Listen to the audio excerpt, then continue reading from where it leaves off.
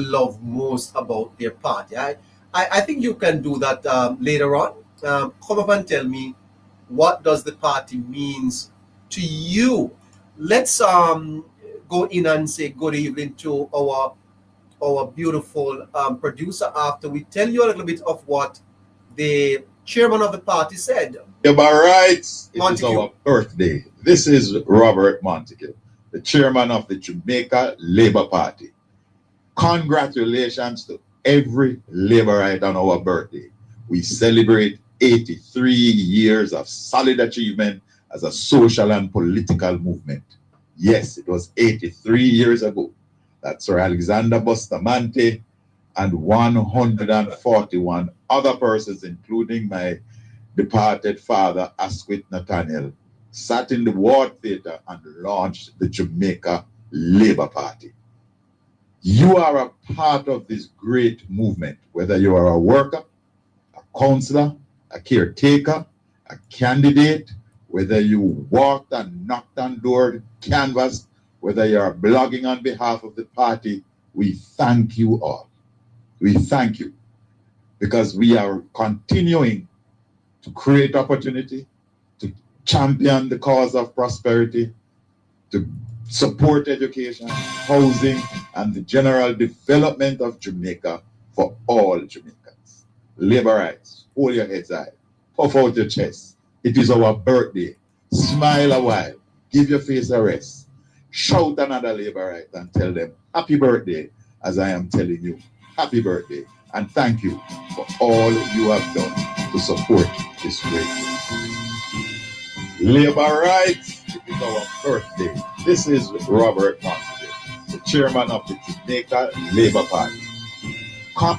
Equal rights and justice is our everlasting song. Unity and progress will make our nation strong. Stand up for your rights when you Alright, this is our birthday.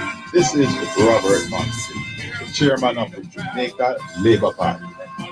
Congratulations to every Labourite on our birthday. We celebrate 83 years of solid achievement as a social and political movement. Yes, it was 83 years ago that Sir Alexander Bustamante and 141 other persons, including my departed father, Asquith Nathaniel, sat in the Ward Theatre and launched the Jamaica Labour Party. You are a part of this great movement, whether you are a worker, a councillor, a caretaker, a candidate, whether you walked and knocked on door, canvassed, whether you are blogging on behalf of the party, we thank you all. We thank you because we are continuing to create opportunity, to champion the cause of prosperity, to support education, housing, and the general development of Jamaica for all Jamaicans. Labour rights, hold your heads high, puff out your chest. It is our birthday. Smile a while, give your face a rest. Shout another Labour right and tell them happy birthday, as I am telling you. Happy birthday, and thank you for all you have done to support this great movement. Well, that was the chairman of the Jamaica Labour Party as the party celebrates 83 years. And I want to say to you tonight, if you are a comrade or you are a Labourite, you're a Jamaican. And the Jamaica Labour Party is predominantly the party that has done the most for Jamaica today. The Jamaica Labour Party is the party for the people. The Jamaica Labour Party is unmatched when it comes to the interests of Jamaica. And every laborite can be proud of the achievements of the Jamaica Labour Party. As a matter of fact, every Jamaican should pause to acknowledge the work of the Jamaica Labour Party. Here is the leader of the party. So, who is a laborite? Jamaicans are naturally industrious and ambitious people. If you give Jamaicans a choice between handout and work, Jamaicans would choose work. This is the philosophical core of a laborite. It's based on the religious tenet that by the sweat of our brow we shall eat bread. The economic ethic is that by disciplined application of our enterprise, creativity, and industry, we will earn our living. If you believe in working for your own, then you are a laborite.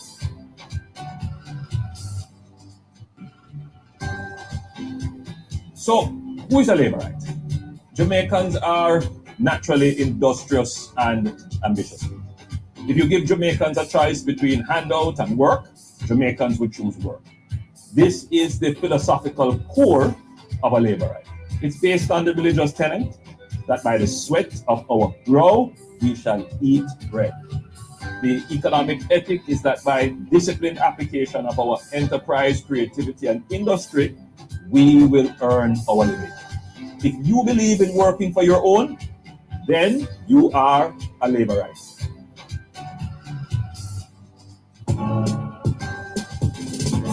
So, who is a laborite? Jamaicans gotta set the example. Allergics. Yeah. Them for know. And Julius. One burger. Fly green. We building up. Else their 83rd birthday. Mr. Morgan. Them youth, Oh boy, I tell you. are the future. Courtney Edwards. We building up.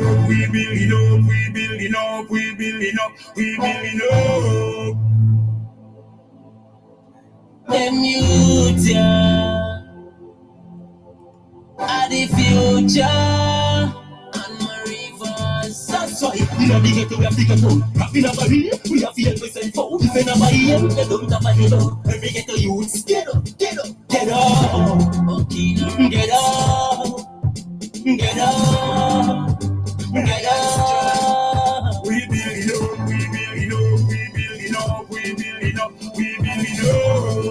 Baby and brown. Them youths, are the future. Record of faster. We building up.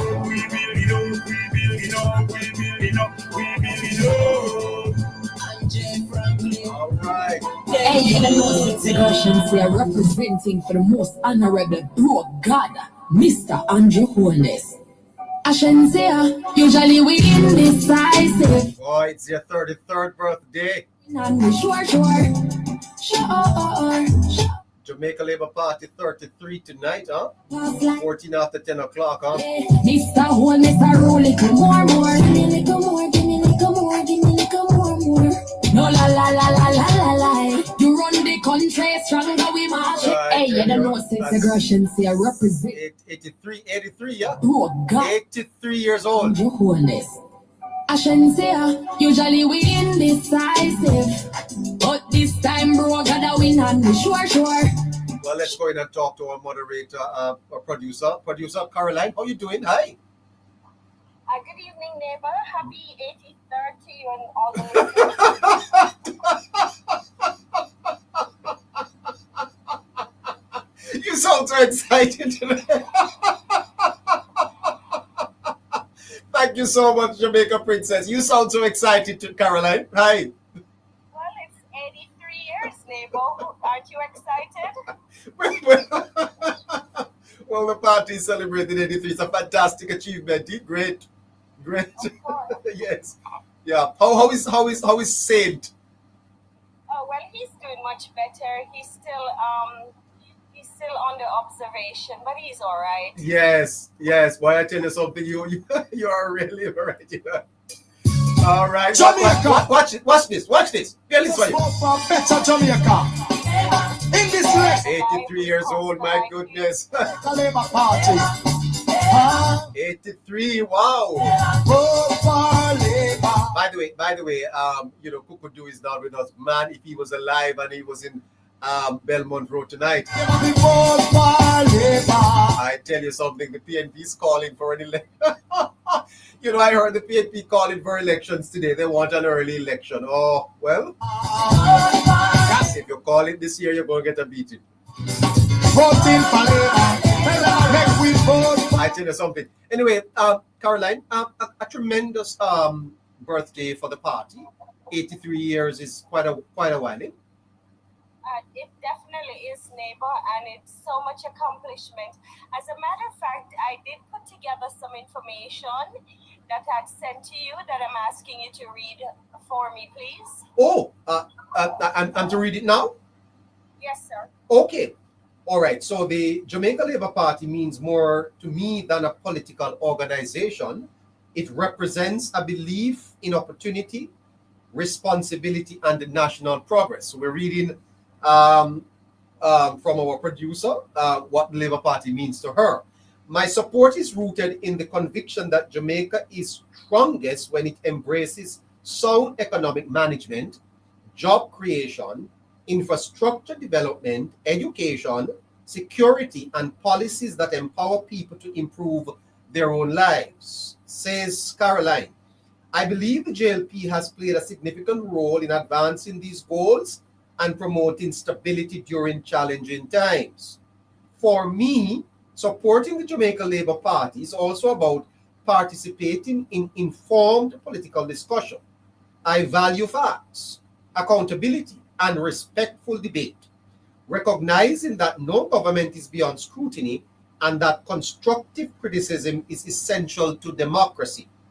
True support means celebrating achievements while encouraging continuous improvement where it is needed. Most importantly, the JLP represents hope for a Jamaica where every citizen has the opportunity to succeed, where communities are safer, businesses can grow, and future generations inherit a stronger nation. My support is ultimately driven by a desire to see Jamaica prosper and to contribute in whatever way I can to meaningful conversations that help move our country forward. Well, very well done, Caroline. Very well done. Great. Excellent. Thank you. Well, thank you. Excellent. Well, you want to talk to the listeners, and let me go to the what I want to talk about tonight, because I think a lot of people are heading over to Belmont Road. Of course. Yes, as I said before, happy 83rd to you and everyone listening. Welcome. Hope you all had a great day.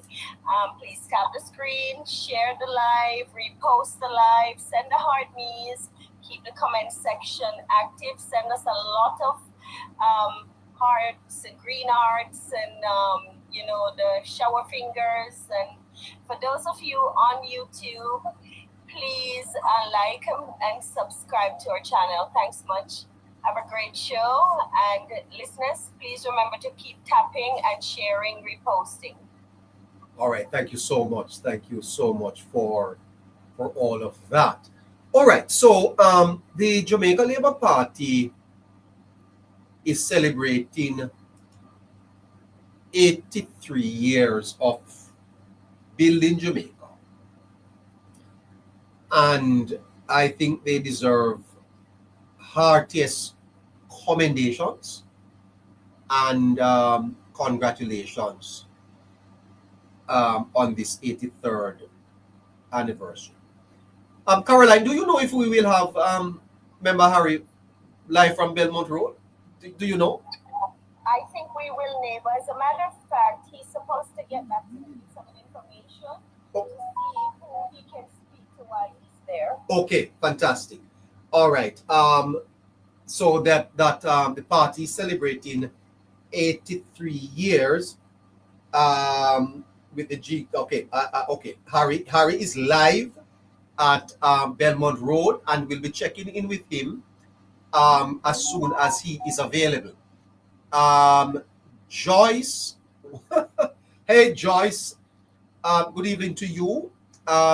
Reporter Harry is at Belmont Road. You know, there are institutions that exist merely to win elections.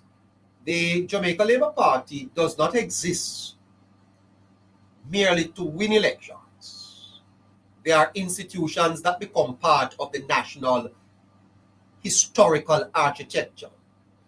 And if you are a Labourite, I want you to know that the fundamental difference between the Jamaica Labour Party and the People's National Party is that the PNP exists to win elections. The Labour Party is a part of the historical architecture of Jamaica. It is a national party. And you see it in how both parties governs. The People's National Party governs for their party. The Jamaica Labour Party is a nationalist movement. And that is why a lot of the supporters of the party blames the party that it doesn't politic enough. The Jamaica Labour Party does not do a lot of politicking. It does a lot of building the nation. And you can't do both together, you know. It's kind of difficult for you to be politicking whilst building the nation at the same time. 83 years, the Jamaica Labour Party has been more than a political organization. It has been one of the principal instruments through which modern Jamaica has been imagined. Modern Jamaica has been imagined. Take off your hat. Take off your green hat, man. Take off your orange shirt and your orange hat, and celebrate the party. Jamaica has been reimagined through the Jamaica Labour Party. Jamaica has been built. Jamaica has been debated. Jamaica has been transformed through the Jamaica Labour Party. And whether one supports the party or not,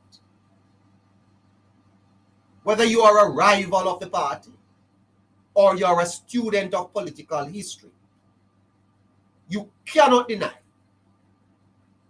that the story of the Jamaica Labour Party cannot be told, or the story of Jamaica cannot be told without the Jamaica Labour Party. Jamaica, where it is today, the respect that Jamaica has on the international scene, the fact that Jamaica can negotiate with multilaterals, is a result of the Jamaica Labour Party. The victories of Jamaica are the victories of the Jamaica Labour Party are Jamaica's victory. The failures are Jamaica's lessons. I wonder if you know that this party, the Jamaica Labour Party, stayed in opposition for 18 and a half years. And it never sold out Jamaica. 18 and a half years in the political wilderness. And what you thought it did? It offered solutions. Go and listen to Mr. Siaga. Go and listen to his interviews. Mr. Siaga was not in opposition opposing. Mr. Siaga was in opposition governing.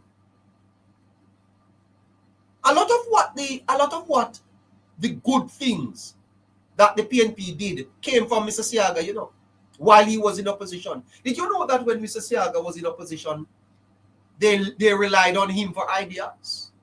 The PNP never had a manifesto, you know. They would wait for the Labour Party to put out its manifesto, and then they would take the ideas of the Labour Party and put in their manifesto. But Mr. Siaga never held back. The journey is inseparable from the journey of the nation. The journey of the Labour Party is the journey of Jamaica. The Jamaica Labour Party was founded in 1943. 1943. But the Jamaica Labour Party had roots beyond 1943. It dated back to the Labour uprising of 1938. Demonstrations were not merely about wages. I don't know if you heard the story of Sir Alexander bearing his chest before the colonial powers and dared them to fire at him. Those demonstrations were a declaration that ordinary Jamaicans possess dignity. That's the Labour Party. The Labour Party is about the dignity of individuals, not the handout, patronage, clientistic politics as practiced by the PNP. It's what is called the ontological self. Ontology is being. The agent, the agency, the right to shape one's own future. That's what the party is about. Empowering the citizens of Jamaica to shape their future. You're a member of the party. You ought to understand the philosophy of the party. It was out of that social awakening of 1938 that a new political consciousness emerged in Jamaica. A consciousness that rejected the colonial assumptions that government belonged to the educated elite.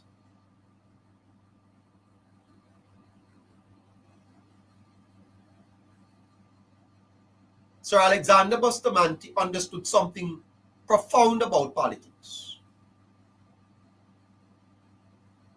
And it is this, that a nation cannot be free if its workers are not respected. The Jamaica Labour Party is a better party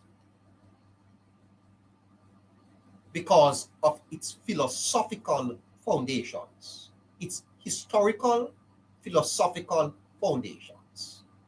A nation cannot be free if its workers are not respected. And to Alexander Bustamante, labor was not simply for economics. It was not an economic factor. Labor was the source of national legitimacy. Hence the Labour Party. So you understand labor. What labor means. Labor in the Labour Party is national legitimacy. So labor was not for economic factor. It was the source of national legitimacy. So you are a laborite.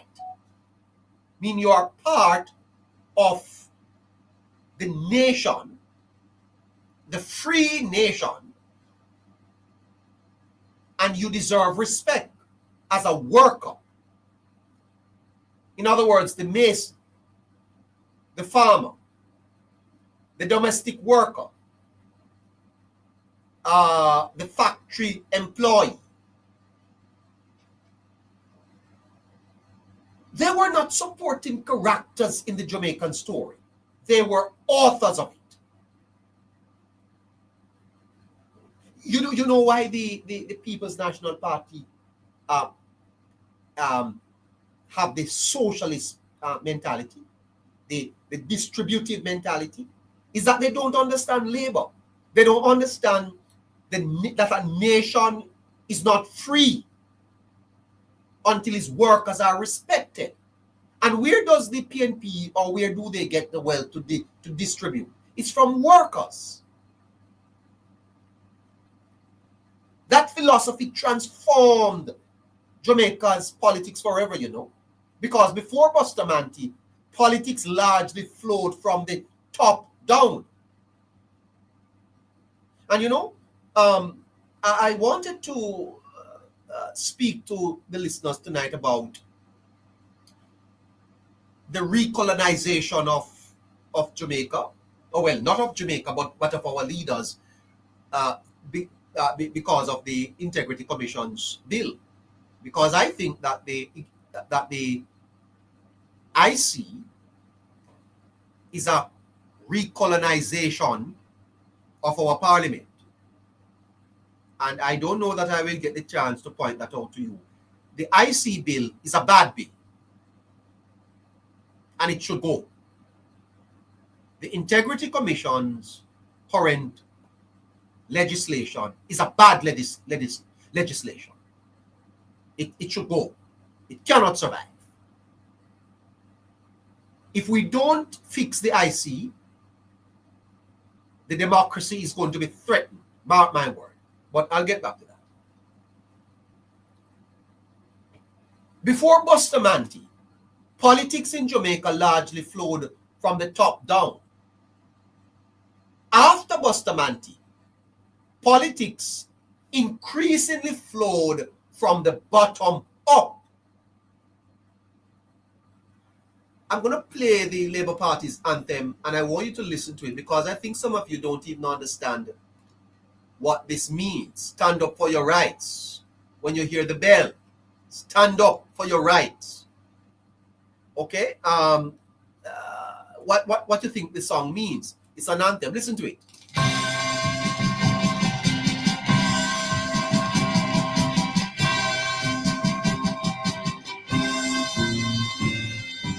Equal rights and justice is our everlasting song. Unity and progress will make our nation strong. Stand up for your rights when you hear the bell. Stand up for justice, hear the freedom bell. Remember Bustamante, he served you well. Stand up, Jamaicans, when you hear the bell. All right, so don't you ever be defeated as a Labourite. Don't you ever allow injustice to be part of our democracy. And the Labour Party must fix the IC. The Integrity Commission is a recolonization or a recolonizing of our leaders. It is a flawed legislation and it is wrong. The IC is a bad piece of legislation. It traps our leaders in a system where they can't even be entrepreneurs and make money. It's a bad piece of legislation. And I think the party, Bustamante's party, must throw this nonsense out. Throw it out. Asking everyone to repost, And the comment, peop- share, and send the heartbeats, please. And the people of Jamaica must support them. It's colonization. Did you know that the Integrity Commission is not answerable to Parliament? The former head of the Integrity Commission told Parliament that they are not accountable to no one except the court on God. No one. How can you have an institution in Jamaica that does not account to Parliament? Anybody who wrote the Integrity Commission Act I don't know what to call them. And how did that act pass through Parliament?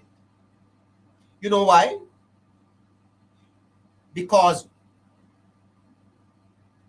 let me get back to it. I don't want to confuse that with what I want to talk to you about. Hear me, Pat. I'm talking to the Jamaica Labour Party. The IC legislation is a bad piece of legislation. It recolonized our leadership. The Prime Minister of Jamaica was under investigation and did not know. That's not sovereignty. That is a sellout. The Prime Minister is the head of the government. The Prime Minister appoints the cabinet, and the Prime Minister does not need to consult with anyone before he appoints his cabinet.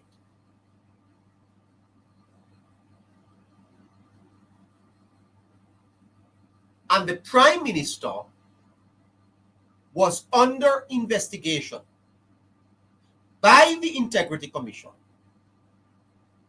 and the Prime Minister was unaware. That's colonization. And the Integrity Commission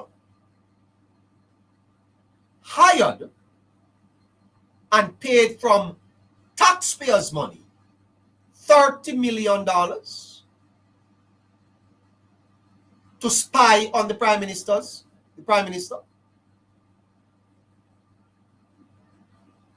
And now the Integrity Commission is coming out to say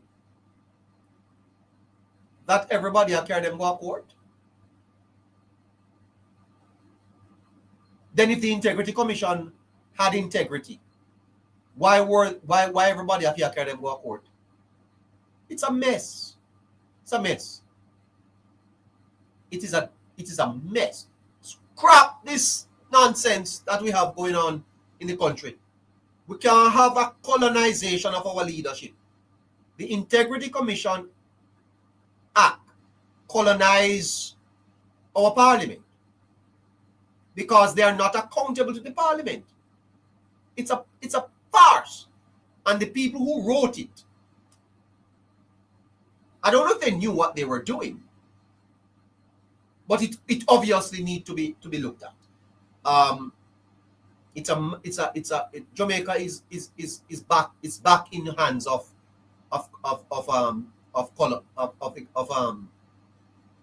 is a plantocracy. Let's get back to the philosophy that transformed Jamaica's politics forever.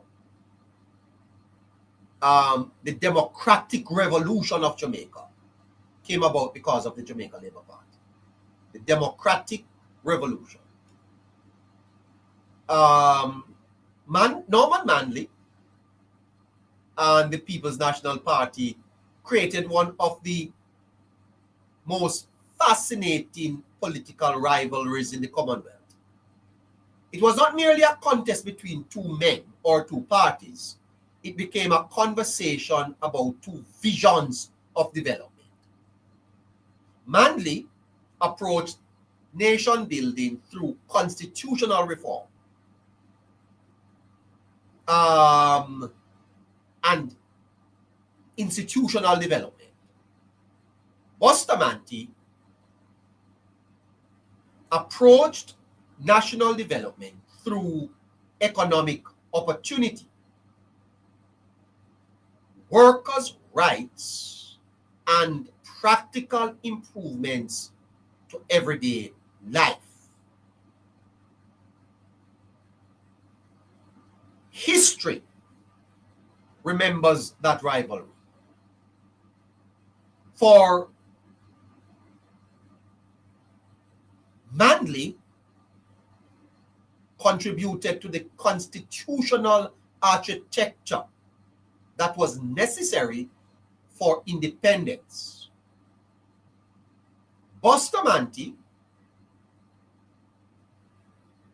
without him, independence would have never possessed the legitimacy to survive.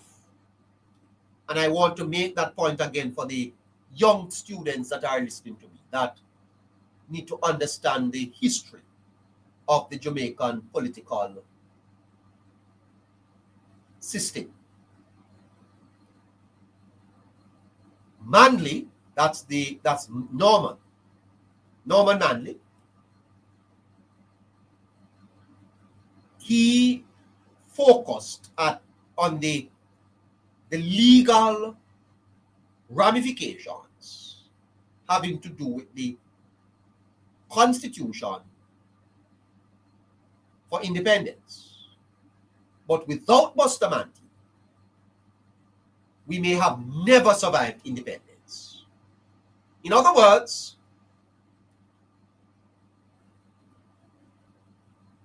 there was no true independence without the Labour Party.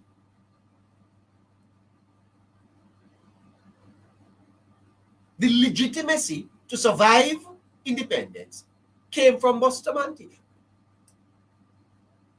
In other words, one of them designed the house. The other ensured the people believed and belonged to the house. The Jamaica Labour Party entered independence in 1962, carrying the immense responsibility of leading a newborn nation.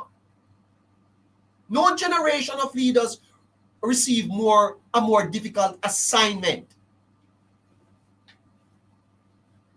than the first. Everything is uncertain, or everything was uncertain. Institutions were young, confidence was fragile, the world is watching. And under Bustamante, Jamaica began constructing the practical machinery of nationhood. Roads expanded. Schools multiplied. And you talk about schools? You talk about schools? The system of education before 1962?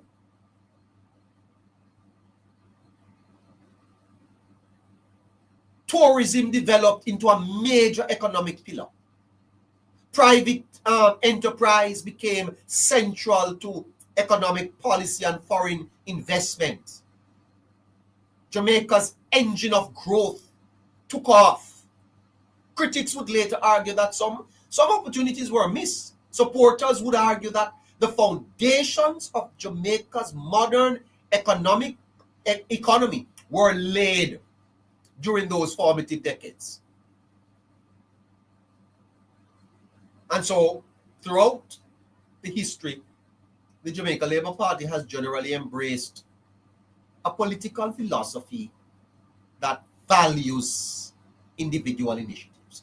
And I want you to listen again to the current Prime Minister as he speaks about who is a Labourite. Listen to him. So, who is a Labourite? Jamaicans are naturally industrious and ambitious. If you give Jamaicans a choice between handout and work, Jamaicans would choose work. This is the philosophical core of a Labourite. It's based on the religious tenet that by the sweat of our brow we shall eat bread. The economic ethic is that by disciplined application of our enterprise, creativity, and industry, we will earn our living. If you believe in working for your own, then you are a Labourite. There you go. There you go. So the political philosophy is that it values individual initiative. Jamaica Labour Party believes in entrepreneurship, private investment, and economic growth as the principal engines of national prosperity.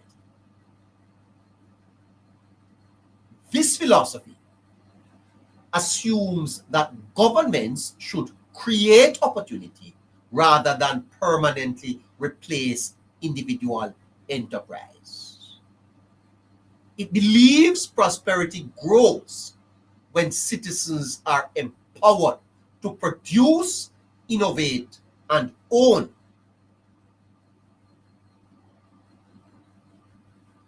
Because democracies advance, not because disagreement disappears, but because disagreement remains peaceful.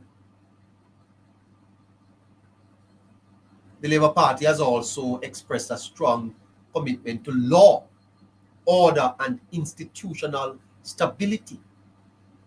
This emphasis has become particularly significant in a country wrestling with organized crime, political violence, and public insecurity. Since independence, governments have changed through ballots, but power in Jamaica has been alternated peacefully. Political legitimacy has rested upon elections rather than military interventions.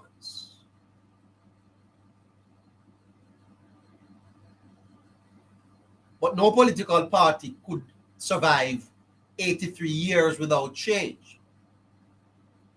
The Jamaica Labour Party is not identical of Bustamante or of Edward Seaga. And the Jamaica Labour Party under Seaga differs from that under Bruce Golding. And the party today, led by Andrew Holness, reflects yet another generation confronting different challenges: digital transformation, global competition, climate change, public debt, crime, technological disruption, and the geopolitical realities of our time. Leadership changes, circumstances change, but enduring political parties survive because they continually reinterpret their founding philosophy for new generations. That is the real test. No political party should be romanticized.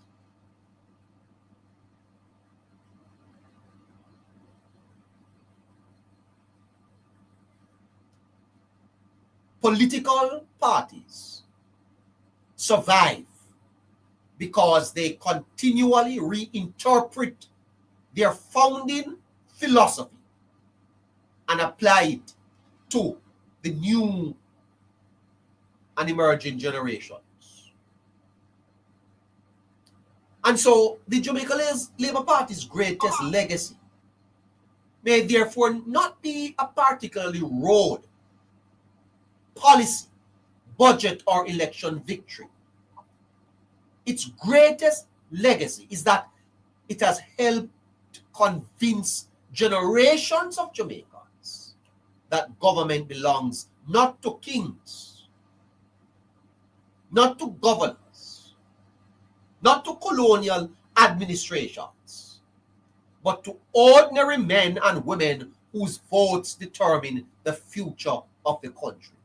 That's the greatest legacy of the Jamaica Labour Party.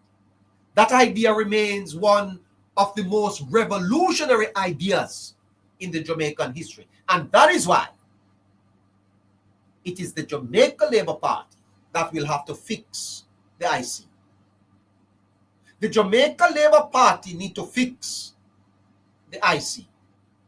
It needs to be scrapped. Not that we do not need an institution to do this work, but not this one. Not this one. This one have to change. Because nations are ultimately built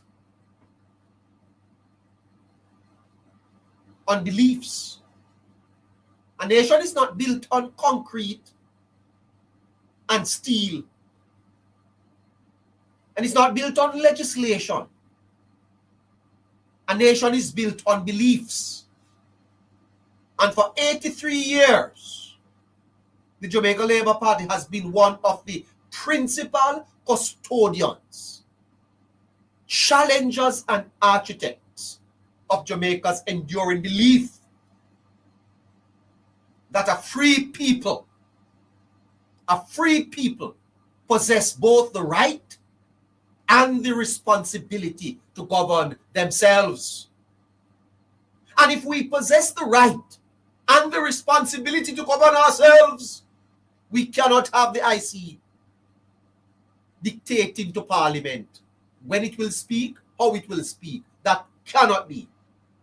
It's a bad piece of legislation, and the party in its 83rd year must take it on and solve that problem. It's part of the colonial legacy that we brought back onto ourselves, and we need to get rid of it. Parliament must be supreme. And there cannot be an institution in Jamaica that is not accountable to the Parliament of Jamaica. The Integrity Commission, they have not given a press conference in more than 5 years. And the taxpayers pay them. That's wrong. That is wrong. And it needs to be corrected. You know, there is an old saying that nations are built by great ideas before they are built by great buildings. Nations are not built by great buildings. They are built by great ideas. I want you to listen to your... Are natural. Not that. So, I want you to listen to your Prime Minister speaking about who he is. And, you know, I don't want to be accused of partisanship. But listen to Dr. Holness. Listen to Dr. Holness, the leader of the party. And this one, a platform of progress.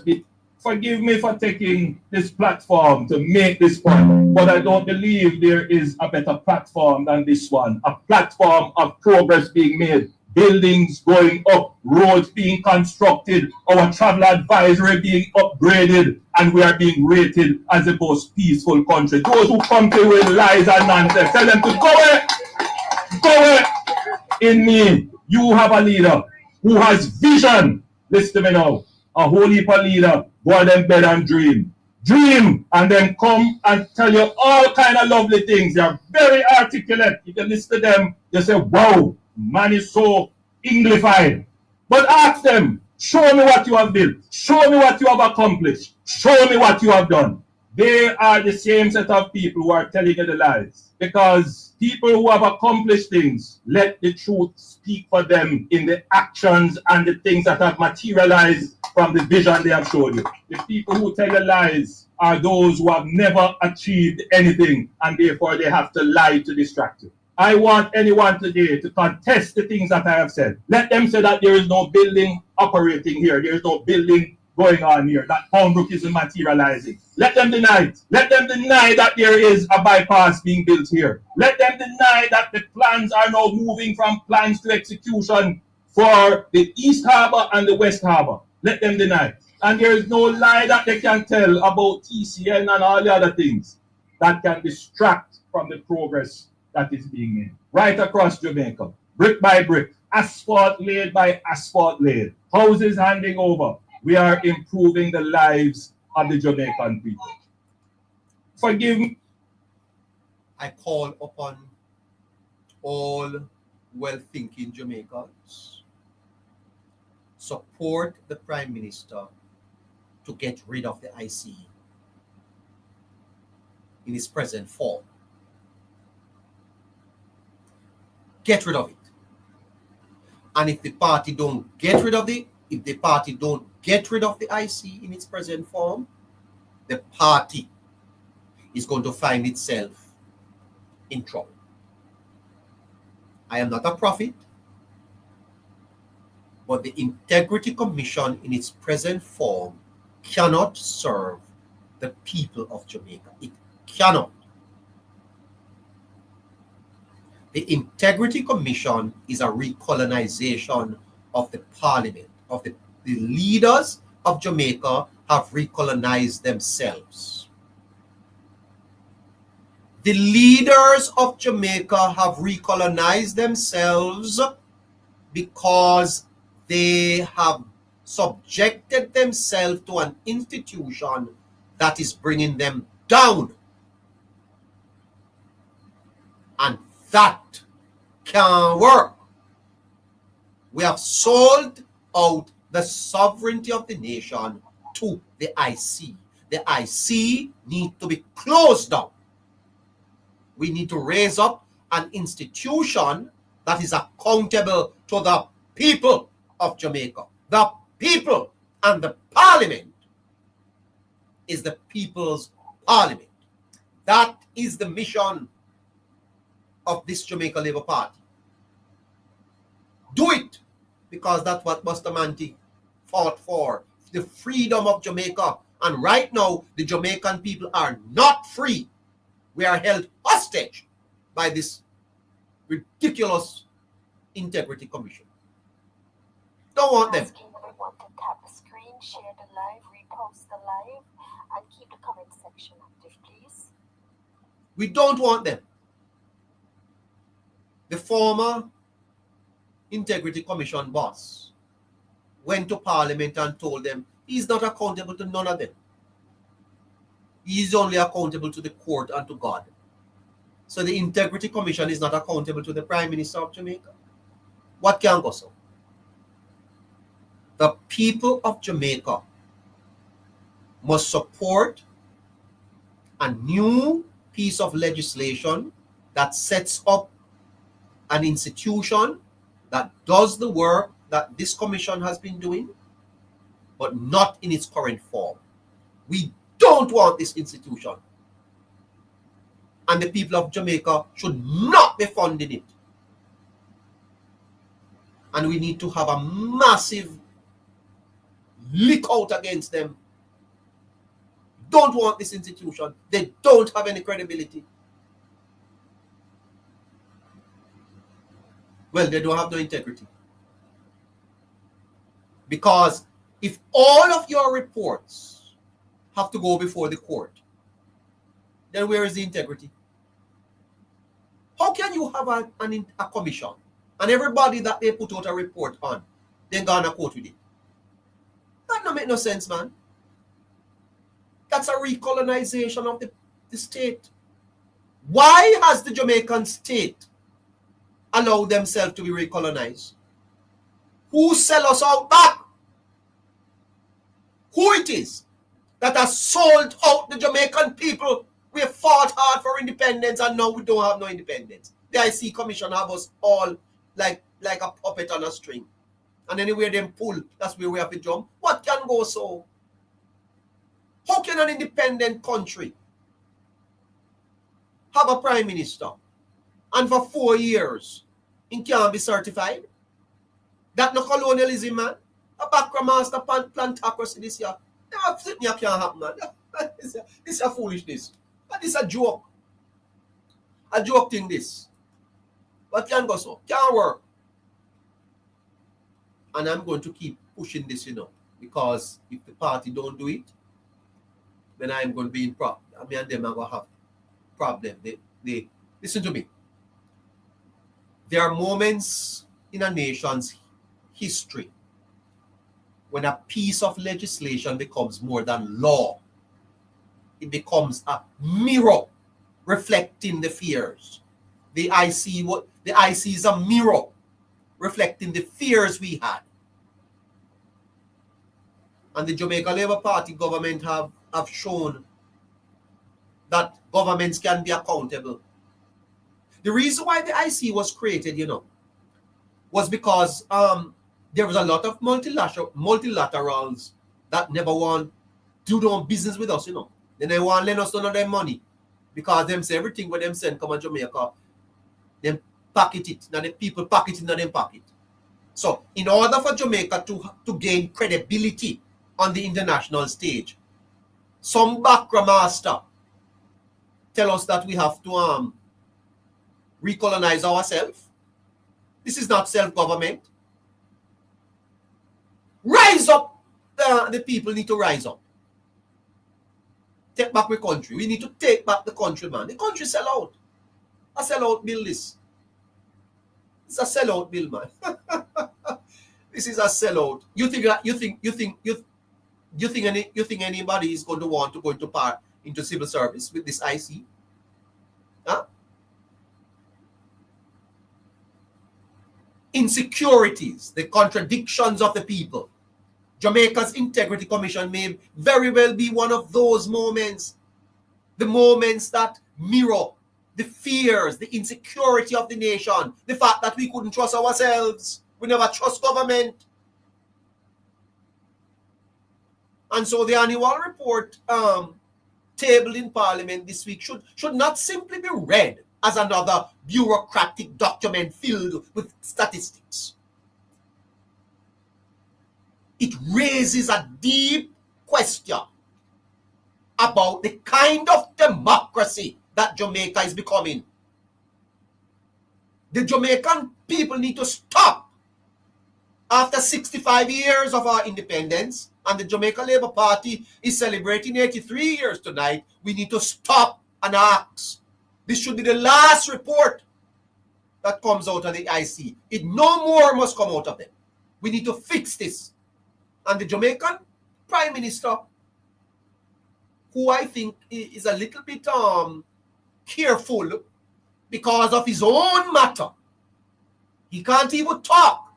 What can go so? The Prime Minister of Jamaica is unable to listen to the Prime Minister of Jamaica. This is the Prime Minister of Jamaica. Listen carefully. Changes that are necessary for it to become more effective. You haven't said yes or no. I believe there are changes to make it more effective. So as a addresses the issue, do you have confidence in the Integrity Commission? The Integrity Commission is a necessary agency to tackle it. It seems to me. No, Prime Minister. No. Do you have confidence in the Integrity Commission? That is the question. We elect you, sir, to represent us. We elect you, Mr. Holness, to represent us for 3 terms. The people of Jamaica reposed confidence in you. Do you have confidence in the Integrity Commission? Because if you don't, then we can't. It's as simple as that. If you don't have confidence in the Integrity Commission, change it, sir.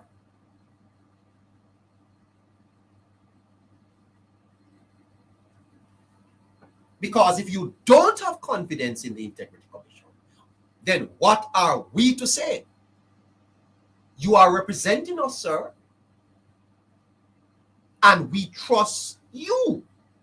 We have reposed confidence in you.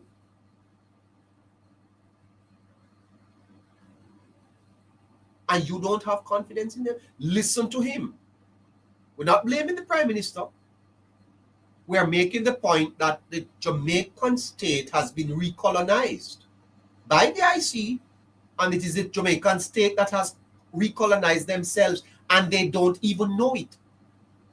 The control of the state by the IC, man in a parliament nervous because of the IC, the very Prime Minister of Jamaica. Huh? Can't work. That the PNP would know more about investigations ongoing than. The PNP knows more about investigation than the head of the government. The People's National Party is the opposition, you know, led by Mark Golding, a man that have yet to prove where he was born, and that is not an issue to me.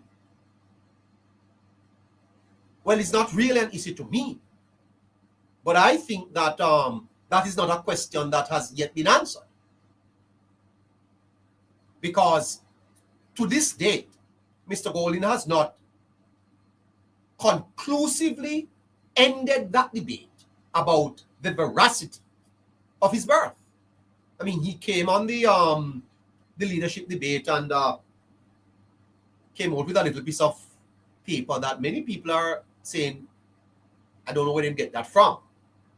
But I believe that Mr. Golding ought to, by now, prove to Jamaica that he was born here. Those questions are not hard to answer, to answer. Anybody want to know where me born? That not hard. The hospital that I born in Jamaica would have the record. Well, I was born in my yard. My mother tell me, say me never born in a hospital. Midwife deliver my mother at my yard, and then she carry us go to the hospital to register us. So, me born a yard.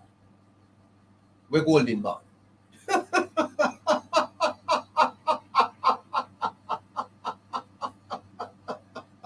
Oh, I tell you the truth. It's so fascinating.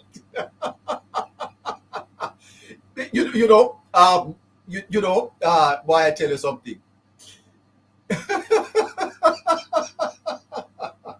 I tell you, boy, it is interesting. Anyway, the fact of the matter is that you should not be. It's not difficult to ascertain where you're born. It's not difficult at all.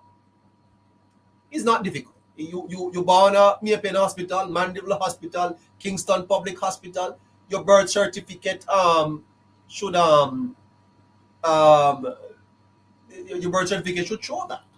And schools, the schools you attended in Jamaica, must have to register that. No, that don't nothing right. The fact though is that Mr. Golding was a British citizen. Mr. Golding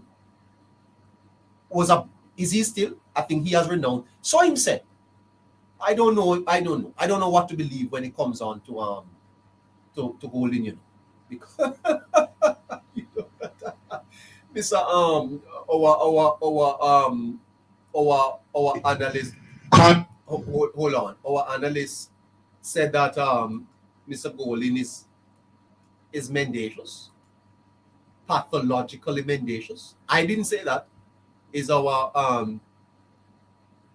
analyst say that he's pathologically mendacious? That's a strong statement, but for what it is worth. Anyway, and former MP of New Lawrence. The announcement was made in the Supreme Court today. The claims arose from remarks Campbell reportedly made at a PNP conference. I don't want that. I don't want that. Okay, that was a little bit of what happened at the court today. We come into that. Here is the Prime Minister talking to Mr. Hughes on the Integrity Commission. That's what I want. Go ahead. Then I do. And that raises the issue. Do you have confidence in the Integrity Commission? The Integrity Commission is a necessary agency. No. Do you have confidence in the Integrity Commission? Do you have confidence? I want to play it again. PNP would know more about investigations ongoing than I do. And that raises the issue. Do you have confidence in the Integrity Commission? The Integrity Commission is a necessary agency to tackle corruption in Jamaica. I believe there are... No. The gentleman never asked you what the Integrity Commission is. We know what the Integrity Commission is. We asked, do you have confidence in the Integrity Commission? That's not a hard question, Prime Minister. That's not a hard question at all. Do you have confidence? The Prime Minister is going on to tell us what the Integrity Commission does, or what it is. We don't want you to be diplomatic on this matter, Mr. Prime Minister. We don't want you to be politically correct. We want you to say you do not. But I guess as Prime Minister, you have to be careful, and you have to,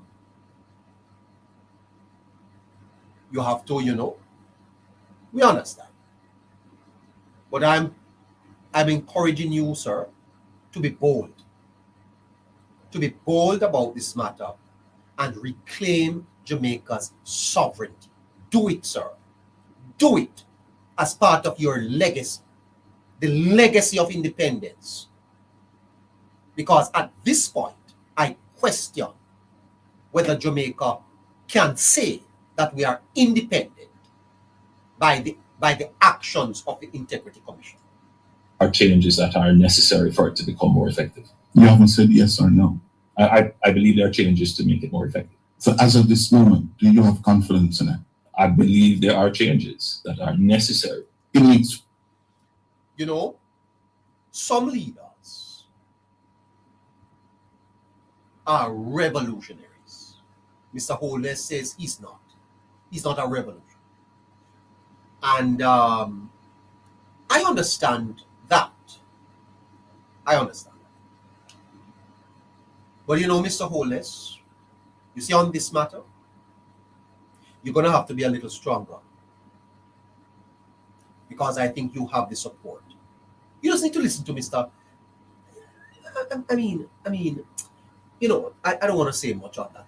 I don't want to say much on that. Anyway, the report that was tabled in Parliament raises deep questions about the kind of democracy that Jamaica is becoming.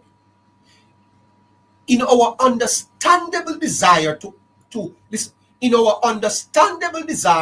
eliminate corruption, Jamaica may have created an institution that is so insulated from democratic accountability that we have unintentionally recreated a colonial model of governance. And I want to read that again. Write it down, my listeners. In our understandable desire to eliminate corruption, Jamaica may have created an institution so insulated from democratic accountability that we have unintentionally recreated a colonial model of governance. We have unintentionally recolonized ourselves, where power exists above the people and above politics.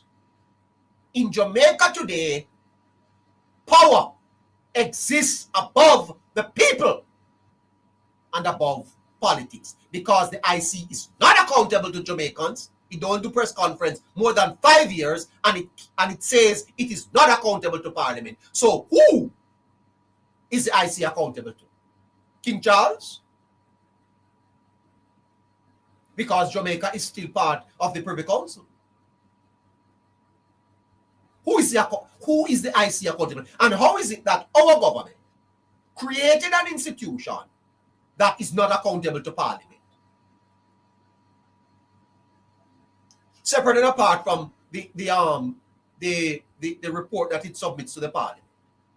What can go so? This is a serious claim. And it deserves serious examination. For over 4 centuries, Jamaica was governed by institutions that were never accountable to ordinary Jamaicans. Wake up, people, wake up. Open up on your eye. The decisions affecting our lives were made elsewhere.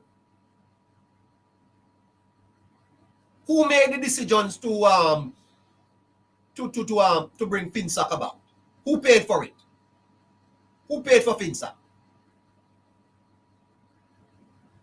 Taxi man? Who paid for it? Domestic workers? People at KFC? You work at Juicy Patties? You sell in the market? Who paid for FinSac?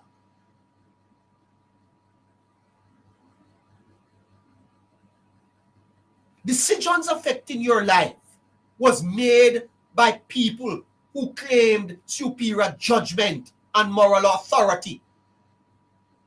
Because colonialism was not merely foreign rule. Colonialism is a concentration of power in institutions beyond the reach of the people. And if you have any institution that is beyond the reach of the people, that is colonialism.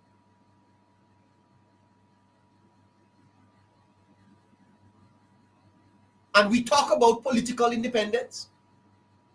Have we created the same philosophy in another form? Have we unintentionally recolonized ourselves?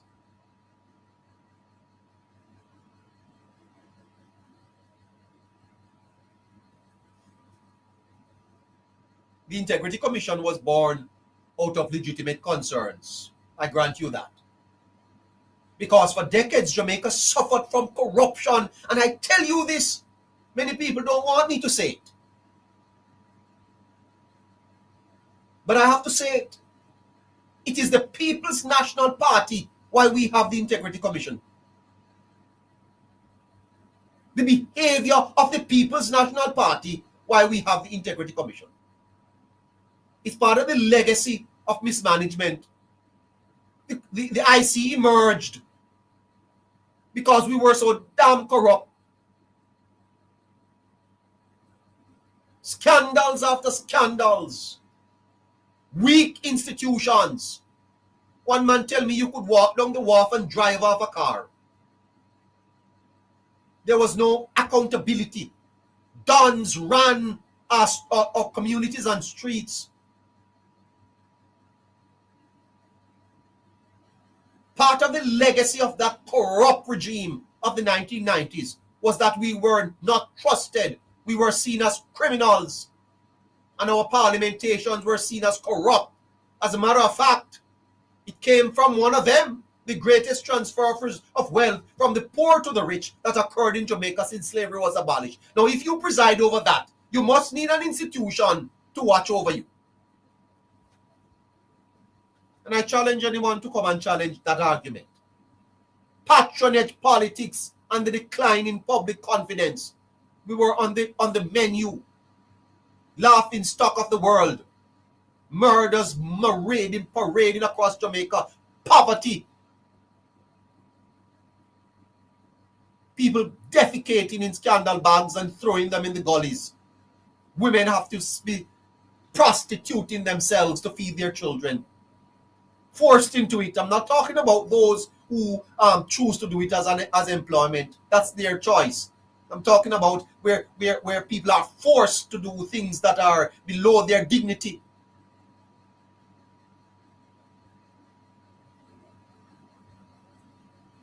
That's part of the suffering of Jamaica from poor and weak leadership.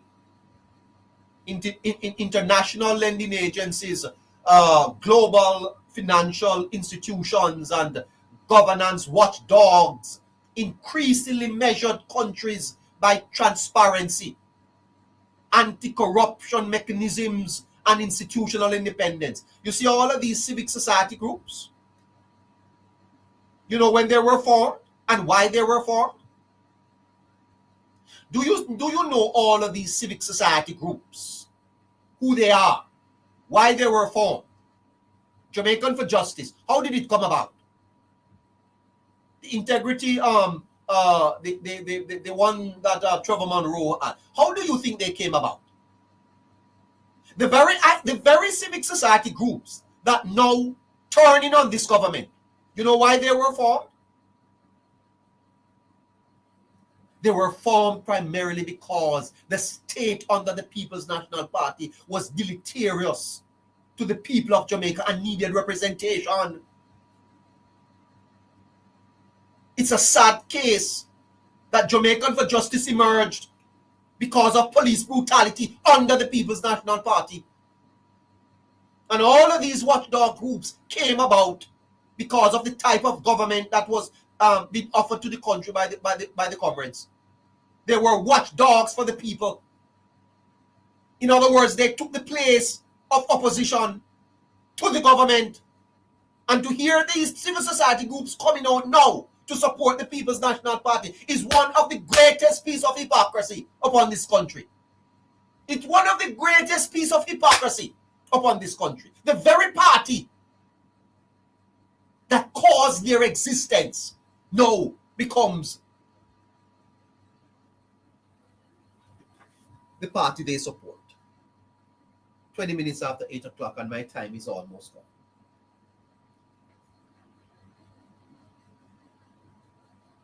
International lending agencies, global financial institutions, and government watchdogs, they measure countries by transparency.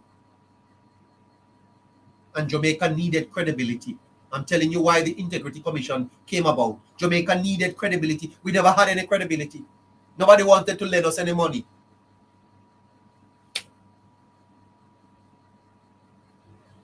Investors demanded it. The multilaterals expected it. The public wanted it. The Integrity Commission emerged as the institutional answer. Its purpose was noble. Its intentions were honorable.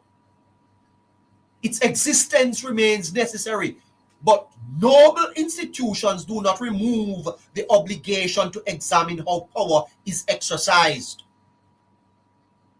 Because history teaches that every institution, even those that are created for good, must itself be accountable, because power corrupts.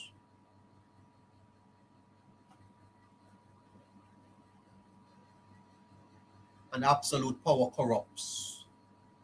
Absolutely. The political climate today demonstrates why this conversation has become unavoidable.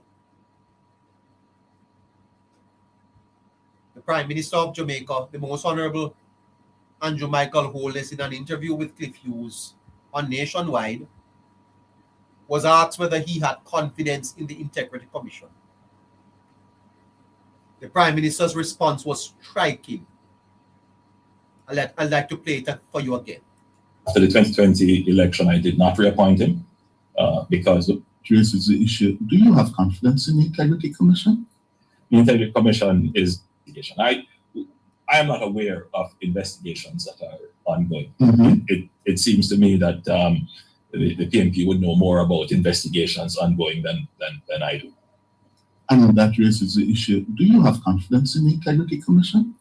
The Integrity Commission is a necessary agency to tackle corruption in Jamaica. I believe there are changes that are necessary for it to become more effective. You haven't said yes or no. I believe there are changes to make it more effective. So as of this moment, do you have confidence in it? I believe there are changes that are necessary. It needs fixing. Precisely. And this is not just my opinion. I believe that the Integrity Commission itself has suggested changes that would make it more. There you go. The response of the Prime Minister was striking. The Prime Minister did not offer an unqualified expression of confidence. Instead, he argued that the institution needed fixing and reform, while noting that he had to be careful because matters involving him remain before the courts. Think about what that means. Think about that. The head of government, the individual responsible for appointing the cabinet. It is the Prime Minister who appoints the Minister of National Security.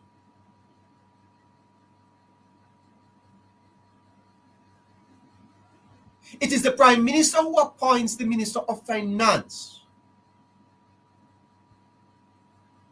The woman who is presiding over the taxpayers' money is appointed by the Prime Minister. The man who has the secrets of many Jamaicans, the National Security Minister. It is the Prime Minister who appoints him. It is the Prime Minister who is the head of the Jamaica Defense. The Prime Minister directs national policy and he leads the executive branch of the government.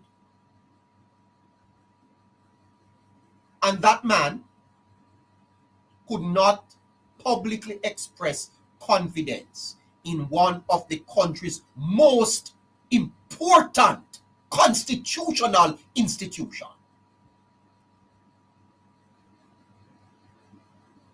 Think about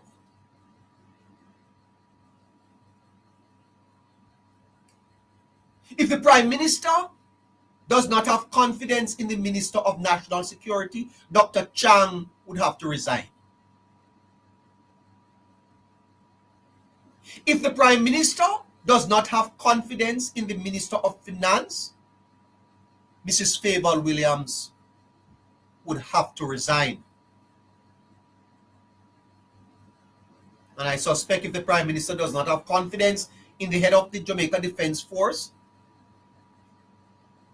that man would have to resign. Because if I am Prime Minister and I don't have any confidence in the head of the security apparatus of the country, then I don't have that. I wonder if you follow me. And whether one agrees with the Prime Minister or not, every Jamaican should be concerned. Not because it proves that the commission is necessarily flawed, and not because it proves that the Prime Minister is correct, but because confidence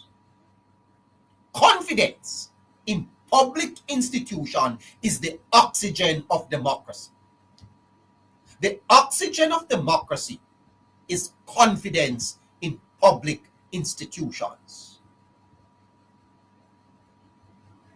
When that confidence begins to erode at the highest level of government, then constitutional stability itself becomes a national issue. I want you to listen to me, and I believe I will do this again because it is of fundamental importance what I am saying.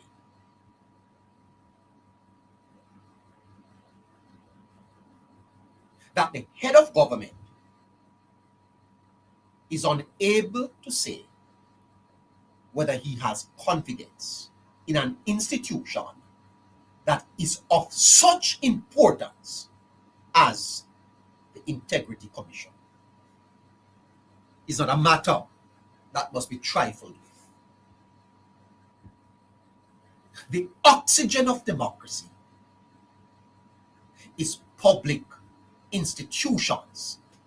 That's why you have permanent secretaries. And they are not to be political. Permanent secretaries are called permanent because they transcend administrations. Comes under the Civil Service Act. Ministers can't fire public servants or permanent secretaries. The political director in the ministry goes, the permanent secretary remains. But imagine a minister having no confidence in his permanent secretary. How is the ministry going to going to function?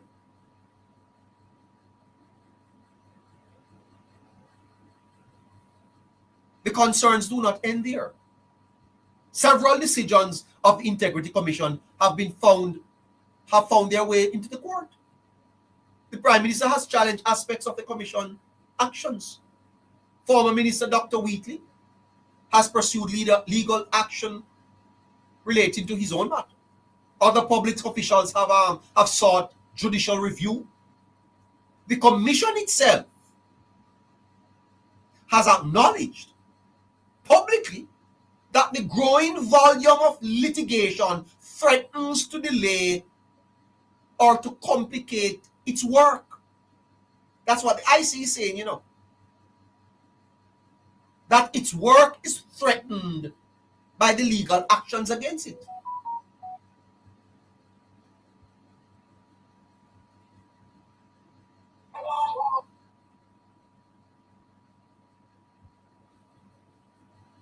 That raises another philosophical question.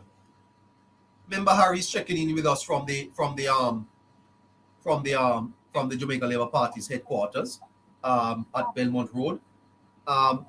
Yes. Could you just please give him a few? He's actually trying to get to Mrs. Holness. Okay, not a problem. Not a problem. It raises another philosophical question. If an institution spends increasing amount of time defending itself in court, has the system reached an unhealthy equilibrium? You don't realize that the Jamaican people are being shafted. Because the time that the IC is to spend doing its work, it have to spend it defending itself. That can't go so.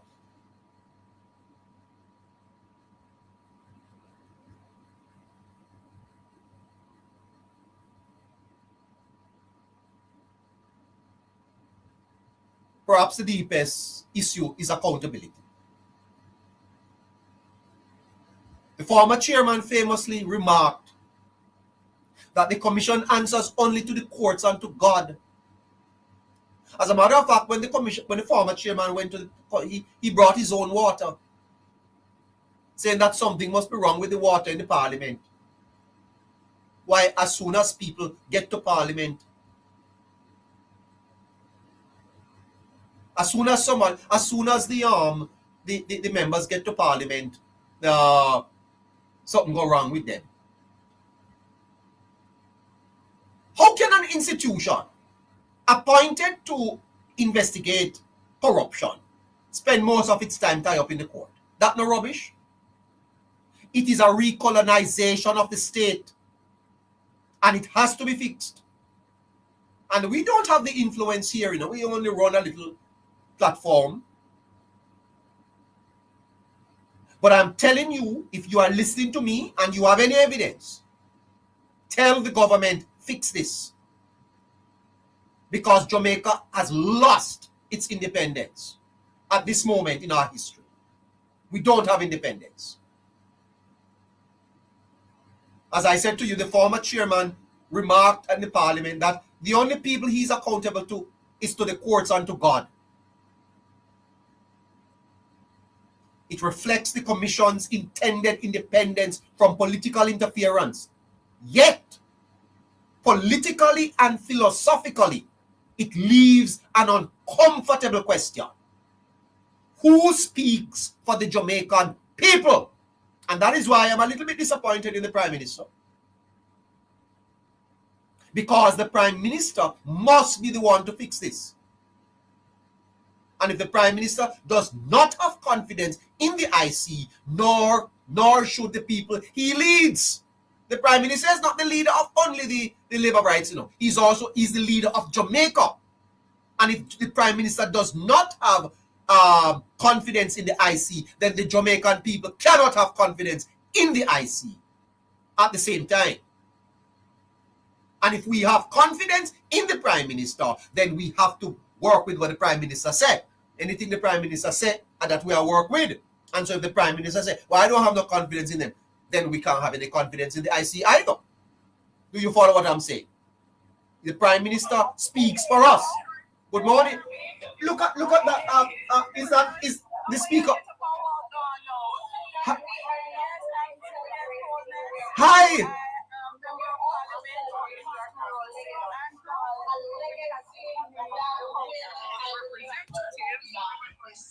Current Speaker of the House. Tonight I'm hanging with my Jamaica Labour Party family at our 83rd anniversary party by G2K our young, one of our young Alright guys, they hear it here first. Live from JLP 83 and we'll be back neighbor. All right. Fantastic. Look at that. The Speaker of the House live from from Jamaica Labour Party's headquarters. Her first time here on the Politics Plus network. I think maybe the first time on any show. Look at that. Our reporter Harry Henriquez is live at JLP headquarters. Stay tuned. He's going to be bringing other persons to us. The noise there is a little bit on the loud side, and therefore we were not hearing Mrs. Hollis as well as we wanted to. But big up yourself there, Juliet, the Speaker of the House of Representatives, and I'm sure that she'll go be back on the Politics Plus network. Stay tuned. We have more coming out of Belmont Road as soon as Member Harry gets more personal. I hope he can get the Prime Minister to come and say hi to us. Also, I love Juliet. You know, I love the Prime Minister's wife. I do. I respect her. Okay. So who speaks for the people? Mr. Dobney, mosquitoes are here with me. Coming to you there, sir. Hold on there for me a little bit. You see, in a democracy, every public institution ultimately derives legitimacy from the people. Moderator, can you get Winston for me? Winston, I'd like to speak to Winston because you know the citizens derive legitimacy from institutions. The institutions, in other words, derive legitimacy from the citizens. And so independence should never mean isolation. If the people are isolated from the IC, then the people are not independent. They're not. And the independence is not immunity from scrutiny. The public is represented in the parliament. So when you elect a member of parliament, the member of parliament carries your voice to the parliament. It is your voice that they speak about. The courts can determine legality. It is the people that determines legitimacy. So when the IC says they are only accountable to the court, it is a disrespect to the Jamaican people. I wonder if you understand what I'm saying. When the IC says to you they are only accountable to the court, then it's a disrespect to the Jamaican people because it means that the people, they don't answer to the people. What can go so? I get back to that. You see, courts do not provide democratic accountability. That responsibility belongs to the people through the parliament. And you know, for many Jamaicans, there is a perception that the commission has not sufficiently explained its work, its philosophy, and how it makes decision. For 5 years, they don't talk to the people, you know. For 5 years, they don't talk to the people because guess what? They're not accountable to the people. They only answer to the court and to God. That's what the IC former chairman say. Winston? Yes, neighbor. Good evening. Winston, how are you doing? I'm good, neighbor. Good evening, Caroline. I thought I would pick your brain on this a little bit. I get the sense, Winston, that this IC is almost a recolonization of our leaders. What do you think? Neighbor, I'm here sitting down and listening to you, and I could not be in agreement with you more. As I text earlier and I said I would sit down and listen to you all night. Oh. It is, neighbor. Uh-huh. It is. You know, neighbor, it's only true that a lot of us just started to realize what is really happening in Jamaica.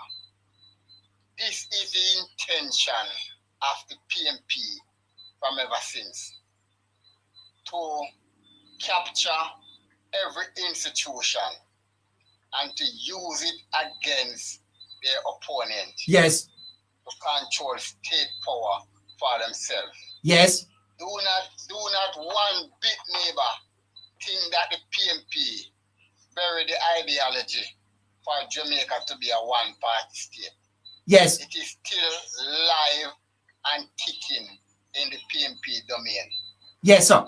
But how can the IC, how can the IC, how can the IC, how can the IC be saying, Winston, that they are not accountable to the parliament, they're only accountable to the court and to God?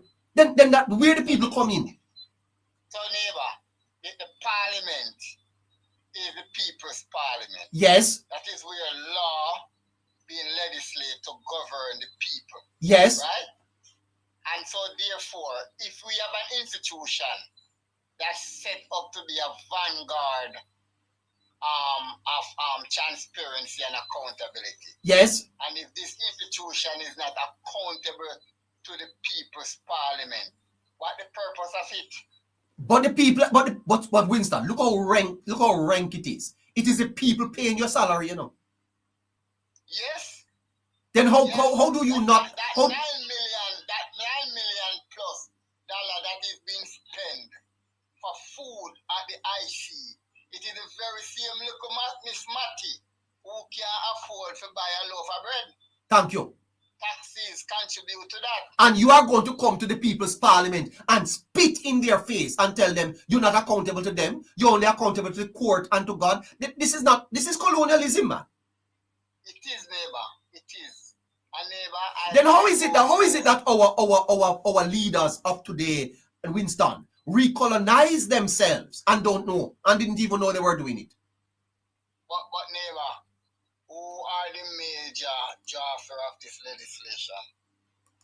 I know where you're going with it, sir. But did you hear the Prime Minister saying he does not have any confidence in this institution? Yes, neighbor. Then the Prime Minister speaks for you. He speaks for me. So if the Prime Minister don't have confidence in it, we can't have any confidence in it either. Winston. And neighbor, the reason why the Prime Minister could not give Mr. Youth a definitive answer, because he has to tread carefully because of the shadow that the IC presently all over him head. And the perception is in the society that the Prime Minister take the ICs to court. So he must be careful. He can't just come out and say he don't have any confidence. But if it is going to fix Winston, he has to fix it. It has to be fixed, neighbor. And the Prime Minister that I voted for, neighbor, I know he have his ears close to the ground. He's listening to the voice of the people, and he will fix the IC. Yeah. Boy, I tell you, it's a fascinating conversation. Mr. Dobney?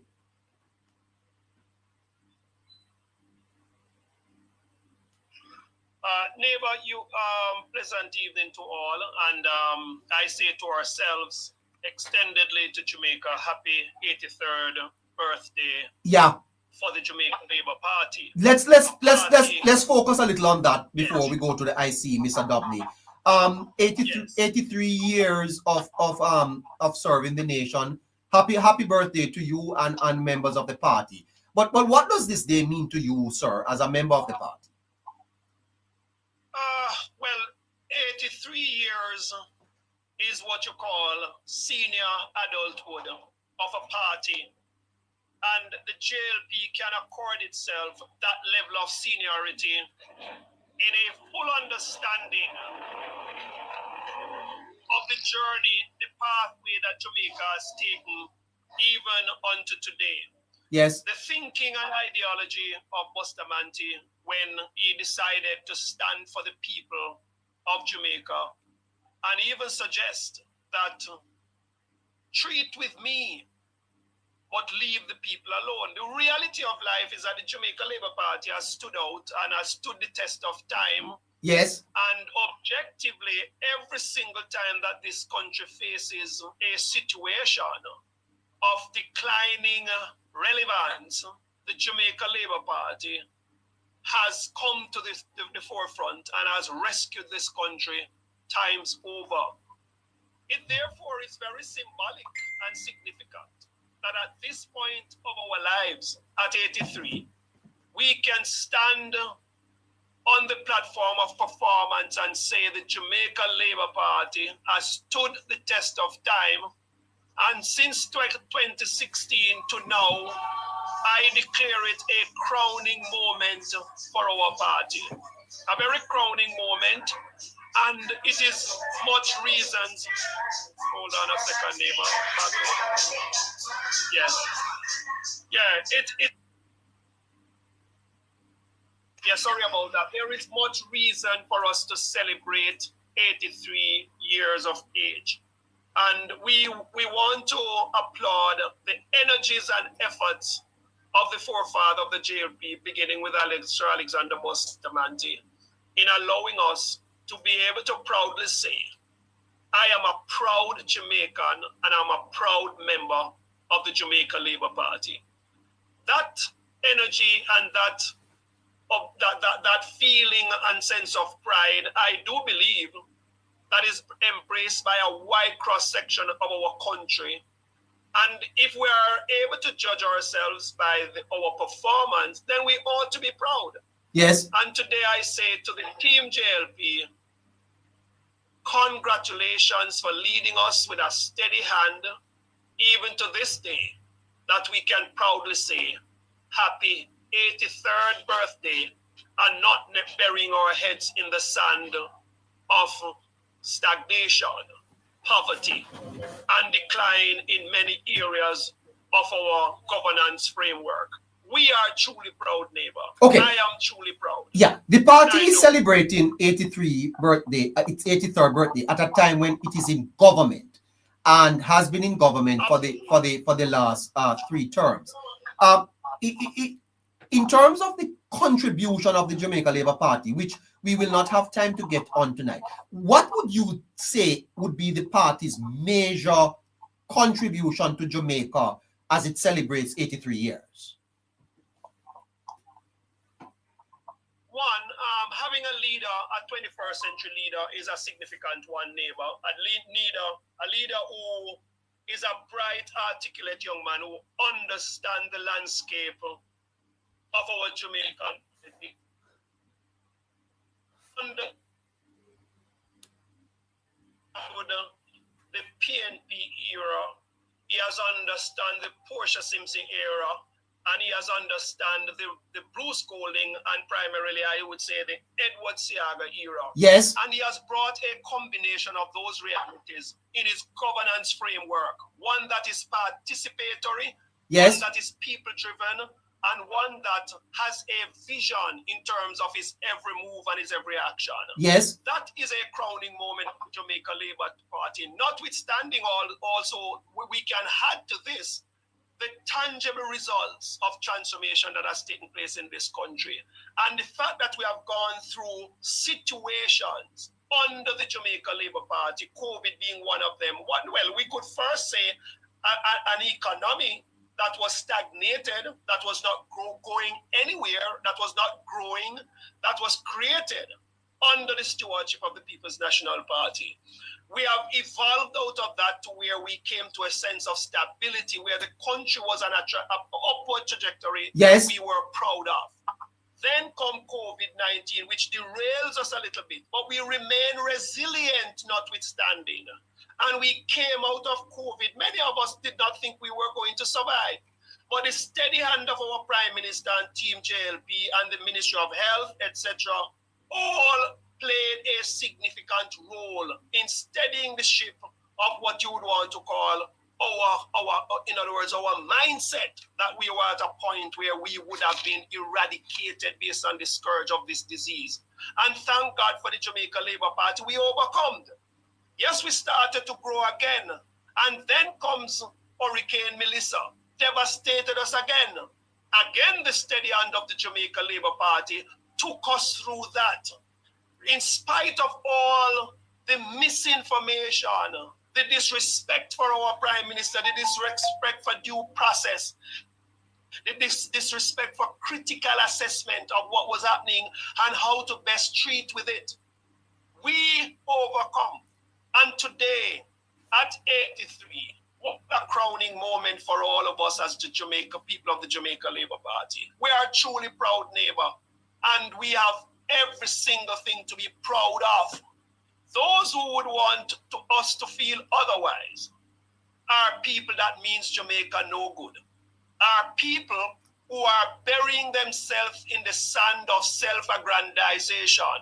They want to hold the reins of power, but they are not capable of highlighting and saluting the proud moment of the Jamaica Labour Party. And I think on the other side, if the Red Brigade wants to some level of relevance, they should all be celebrating with us, because this country is not about Jamaica Labour Party. Correct. It is about an entire population, JLP and PNP, who have benefited from the rainfalls of prosperity, the governing frameworks of the Jamaica Labour Party, and all of us, PNP, JLP, and OP, ought to be truly proud. 83 years and strong. And I can tell you, our government, our party, can stand proud in the face of based on national pride, regional pride, and international pride movement. International pride. Never, I dare declare that the Jamaica Labour Party can proudly celebrate for the rest of the year as we prepare for the fourth term, neighbor. Okay, thank you for that, Mr. Dobney. The laborites listening to you tonight that would feel a sense of disconnect from the party. What would you say to them at this time, even as you celebrate those who probably are not as in such a celebratory move for whatever reason they are disappointed? Neighbor, I do believe that in every process of transformation, the government has to be mindful of how it connects and how it allows the message to disseminate itself in the minds of our people. There is no easy pathway when a country is seemingly buried in what you call a culture of dependence rather than a culture of resilience. Each of us have an opportunity to evaluate what is happening around us and to see how we can see it as an opportunity to grow and grow as a people, individuals, and indeed collectively. That is what we need as a people to see. Sadly, we are not there yet. And as such, the government has to be mindful of this, because in being mindful of this, you have to find a way through your agencies of state to connect with the grassroots in such a way that the people feel a sense of purposefulness in connecting with the impact party called the Jamaica Labour Party. And as such, I do believe that it is where we need now to focus national and broad-based governance framework. Well, a bike is passing there. Yang Yang. Is a Yang. The Yang Yang moment. And I could say something about the Yang Yang.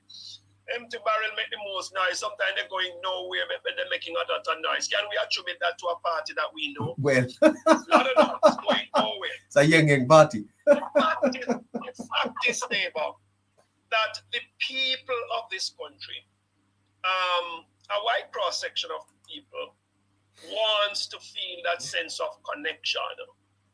And as such, we have to find the framework, the mechanism, the operational structure that gives value to our people. One of the sad reality, and I think it was part of the discussion last night, where there is a wide cross-section of our population who are fed misinformation and lies about what is happening in our space, especially in the PNP-led constituencies. They are telling the people that nothing is happening, the government is corrupt, the government is not looking out for your best interests. And these are misinformation. Because if you look at other constituencies which are managed by Jamaica Labour Party operatives, you see things happening. Is there a disparity in the resources that goes to a JLP constituency and a PNP constituency? there is no disparity. Everybody is getting what is the just allocation, the equity of allocation across 63 constituencies. And it therefore means that what needs to be added to this framework is an accountability structure, an accountability framework that holds every councillor, every member of parliament accountable. Because guess what? If this accountability framework is not part of the system, and is not the construct of how people operate, then you're going to have this disparity. And what a tragedy to allow this to continue to permeate itself within the minds of our people.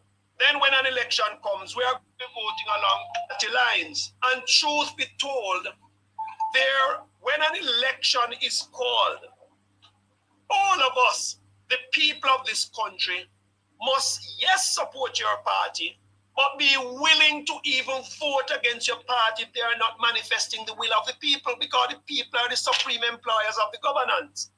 And so we have to get to that point. And the fact that we are sterling performers, we have to find a way to ensure that the governance framework reflects that which we vision as a party, that which we vision as a government, and we must ensure that the people can say, yes, we are feeling the energies of the administration. We cannot leave it to chance. We cannot allow the misinformation to take root in the minds of even a PNP. Because if they take root and they are not aware that there is a difference of thinking, then it may very well affect that very family, and it may affect that very community. And when it comes to the vote, which matters, it may very well affect the sterling stewardship of the Jamaica Labour Party. I think the time is now, neighbor, that the adjustment must take place. The agencies of government, the Integrity Commission, invariably must be held to a sense of accountability where the Integrity Commission projects integrity. If we do not do that, then this agency, which came about by an act of parliament, neighbor, may very well become the hands or the fly in the milk of our prosperity and the legacy that our next generation is depending on. We have to fix that. It has to be fixed, neighbor. And the Prime Minister's answer was very profound. It was very profound. It points to an agency of state that he was cautious in defending, even though the premise under which it was constituted was to hold political operatives accountable and allow themselves to stand up to scrutiny. And I think we're at an high point, neighbor, where what we can take out of all of this, fix the Integrity Commission, and every single member of parliament and operatives in the agencies of governance must reflect on what is it. Am I a part of the problem, or am I a part of the solution to good governance? Fantastic. The Jamaica Labour Party is about good governance, and we have to fix it. I'm sorry to interrupt, but we're going to go to Belmont Road now, please. All right. Let's go to Belmont. Hello. All right. Let's see what's happening over there in Belmont Road. Our member Harry is live at the Jamaica Labour Party's 80th. Hello there, member Harry. Can we give member Harry one of these big boxes? Let me see if I can large up the screen for him. I can exit, neighbor. Okay, yes, do that. Disrupting the running of government. Labor rights, G2K members, for the last 80 plus years, we have existed for the benefit of the Jamaican people. Without us, the country would be in a wreck. And I want us to understand that this is a challenging time. I encourage you, keep the fight going. I encourage G2K, keep the ideas flowing. Let us ensure that we give the people of Jamaica, through our leadership and through the leadership of Andrew Holness, the best for a better Jamaica. Because at the end of the day, we exist for a reason. We exist to provide the best leadership. And then we can provide it. We can provide it. So tonight, I celebrate the Jamaica Labour Party. I celebrate the leadership of G2K. I say continue to create ideas for a better Jamaica. Even sometimes if it need a little disagreement with behind closed doors, with the where we need to go and what we need to adjust. But at the end of the day, keep fighting for what is right, what is good, pursuing your conscience for the benefit of the Jamaican people. Because we know that Jamaica is better off under Jamaica Labour Party than any other party. Show labor rights. God bless you. Enjoy the rest of the evening. Thank you. All right. That's Minister of Health, Christopher Tufton, bringing greetings at the G2K 83rd Labour Party celebration at Belmont Road. Harry is live on location. Member Harry, I wonder if I could say a few words to him, if he's hearing me. Hey, member. All right. I think that as soon as Member Harry gets another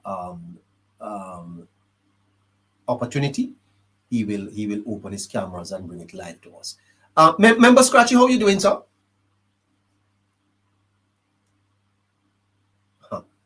2 minutes after 9 o'clock. Night, neighbor. Scratchy, how you doing? 83 years of the Labour Party, celebrating 83. I know you are a very strong supporter of the party.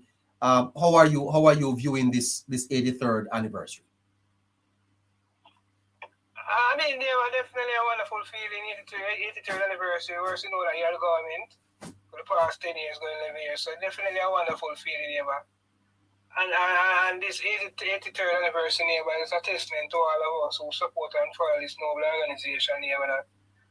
The Jamaica Labour Party is bigger than all of us, you know. We have a founder who's not here. We have the past prime ministers, our past leaders of the organization who's not here.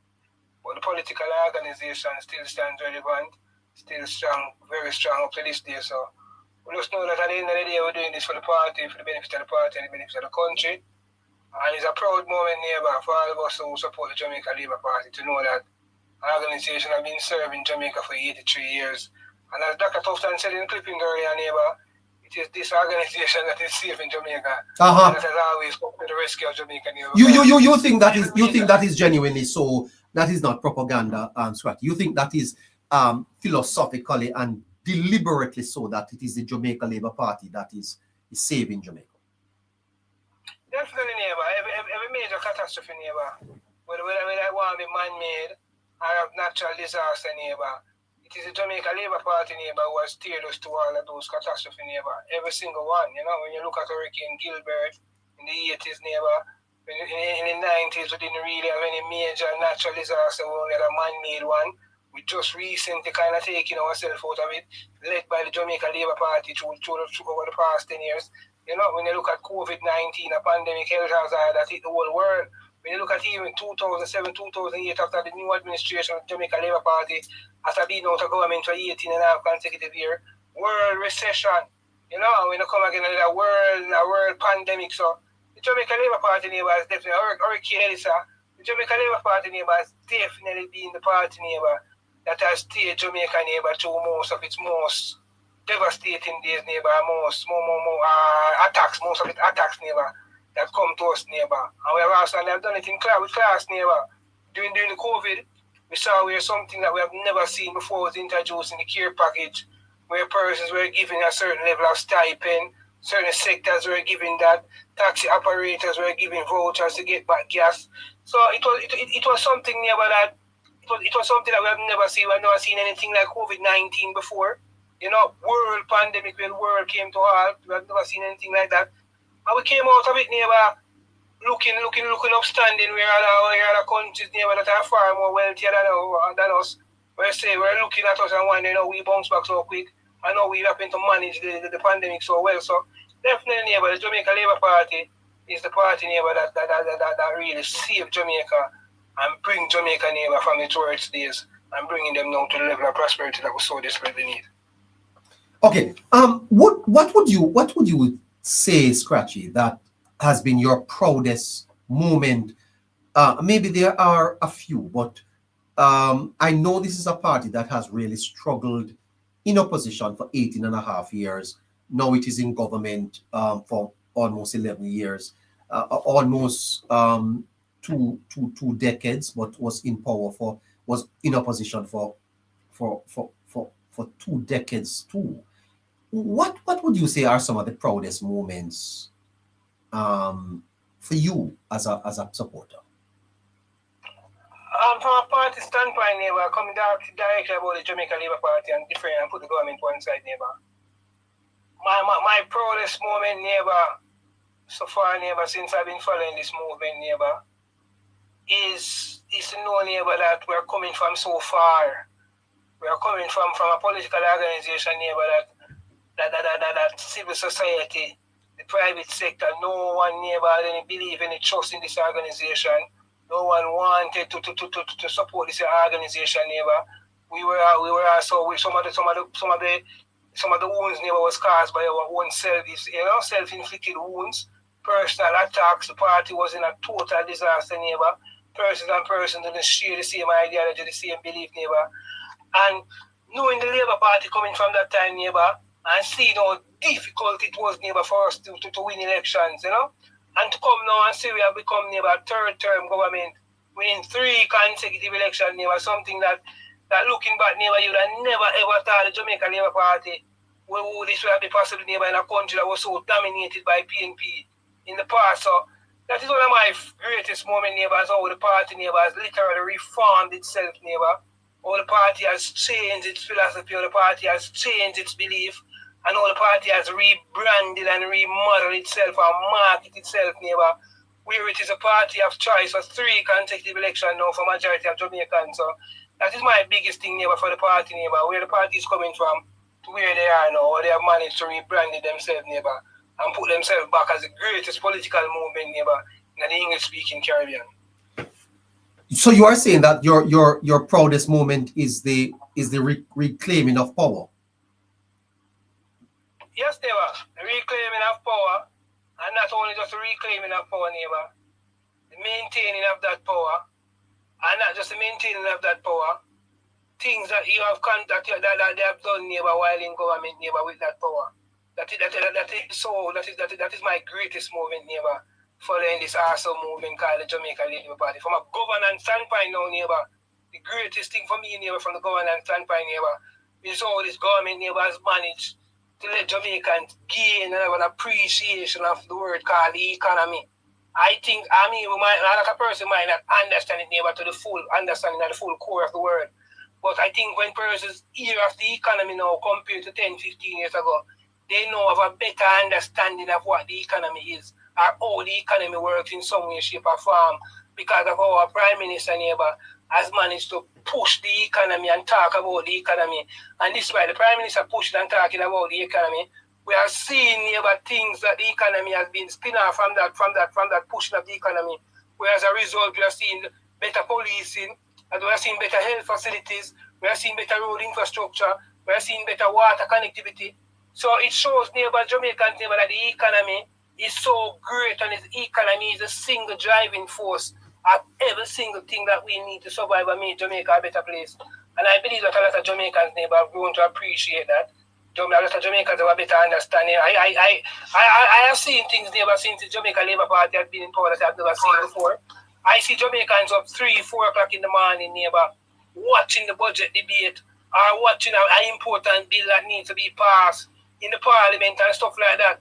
Gone are the days, neighbor, when the reading of the budget was so boring, the reading of the budget was so blank, the reading of the budget was so unimportant to majority of us.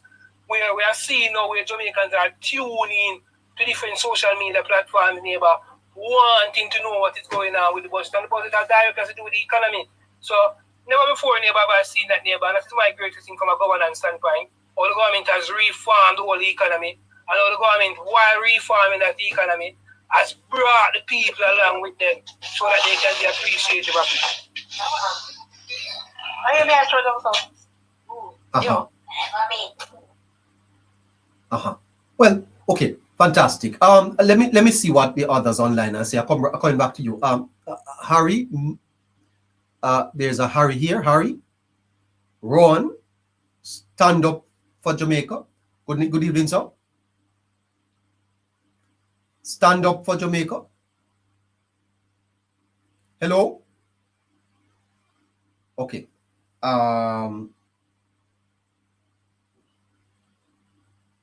Stand up for Jamaica. Hello.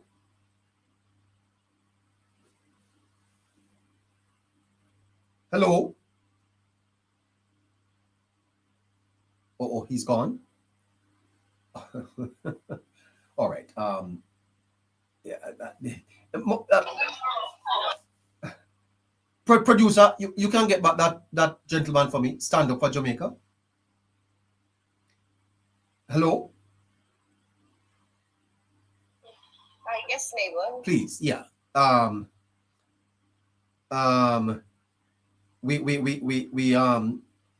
We standing by to see if Belmont Road is ready for us again. We have Harry live at Belmont Road. The Jamaica Labour Party is celebrating 83 years, and G2K is putting on a party over there at party headquarters.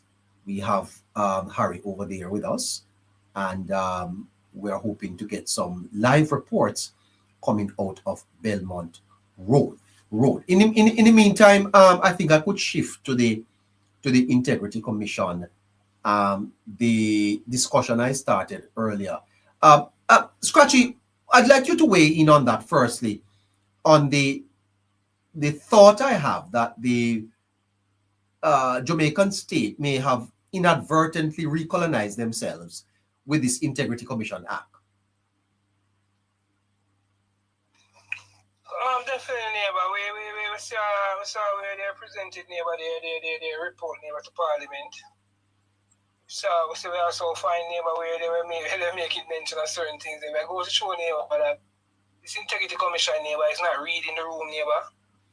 It goes to show that, neighbor, this Integrity Commission, neighbor, has no respect or care for all of us as citizens of Jamaica, neighbor, in terms of what they are saying and how they are carrying out their duties and their roles. Because if you're going to release a report like that and put certain things in that report, saying that, you're basically saying that it is a right of a person, but at the same time you're complaining about persons taking the Integrity Commission to court. And once, neighbor, you call yourself an Integrity Commission, neighbor, and whenever you release a report or a finding on an individual, neighbor, and that individual has to take it to court, neighbor, it is simple, clear as day, neighbor, that you have some issues that you need to fix on your end or your side. Yeah. You know, it is not on the part of the persons, neighbor, because you can't bring baseless cases to court, neighbor. For the court to take up a case, it has to have some form of merit. Yes. So it is clear that it is clear as day that whatever investigation the Integrity Commission is doing, it is not clear in its findings. It is not clear as much, neighbor, where it can just be solid and say, okay, I'm proving the Integrity Commission has compromised themselves, neighbor, and they're going to continue to see this. And more than one occasion, neighbor, we saw where they had to fix something in regards to Peter Bunting before. We saw where they had to do a lot of things. So this goes to show, neighbor, that we have an Integrity Commission, neighbor, that an act was passed in Parliament, neighbor, that give these guys too much power, too much level of power. And it is so sad that so many things is happening, neighbor, and up to now, they cannot be called before the committee, neighbor, to answer certain level of questions to the public who's donating over $2 billion a year towards this organization for their yearly budget. So it is just very sad, neighbor, to know that the Integrity Commission wields this amount of power as a creature for our Parliament. It is just so sad to know that in our democracy, neighbor, we have a group or a commission that can overthrow a government. Yes. A commission that can cause all type of things or speculation and persons' name based on their deafening silence and based on their actions and how they release their reports and stuff like that and the wording of their report and stuff like that. I think the press conference that they are planning to have, I hope that the journalists are equipped and ready to put the Integrity Commission to task. And okay. That's the real question. Could you just hold for a second? Okay, let's go to Belmont Road. Live, member Harry. Good night, everyone. I bring you greetings from the best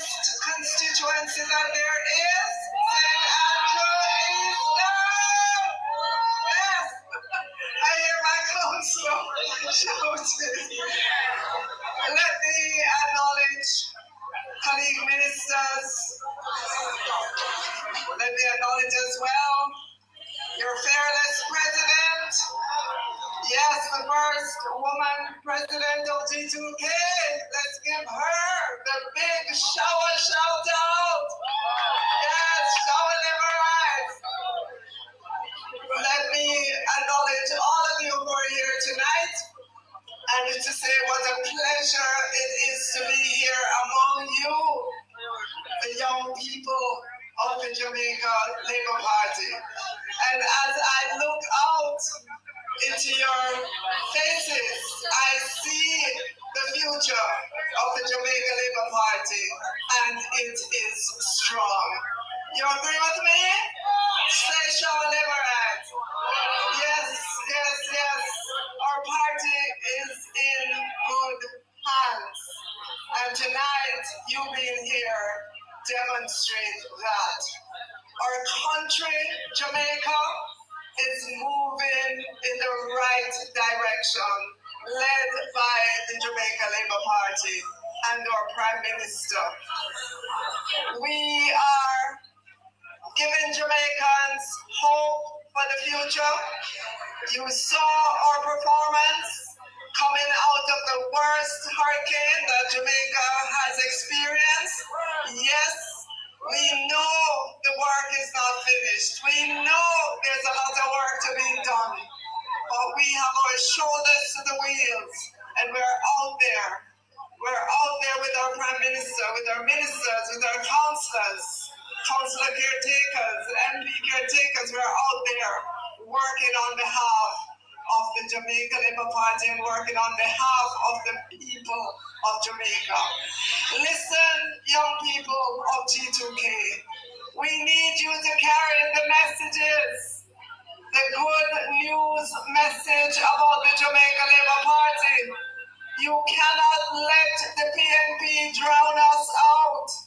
They're out there, all they know to do is to carry propaganda and lies. You saw one of them, a leader in the party that had to apologize. Had to apologize to our ministers and the Jamaica Labour Party members for lies that they told. So young people, carry the Jamaica Labour Party flag high. Be proud of the history. We're depending on you. You are the next set of leaders, the councillors, councillor caretakers, ministers.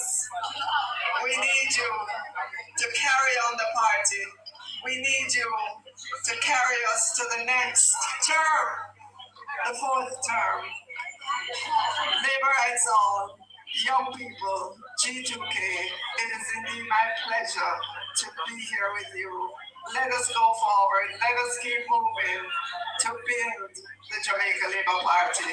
Shall Labour rights? And so I am taking over the MC's work, and I will introduce to you now Auntie Olivia Babsy Grange, our deputizing and acting Prime Minister of Jamaica. So, please make welcome Auntie Babsy. Well, she's the mother of the party slightly. She's still young and sprightly. I want you to put your hands together on this 83rd birthday of the Jamaica Labour Party for Olivia Babsy Grange. Thank you, Madam Speaker. And I want to acknowledge the Deputy Speaker of the House, Leroy. So why are you all leaving me one up here?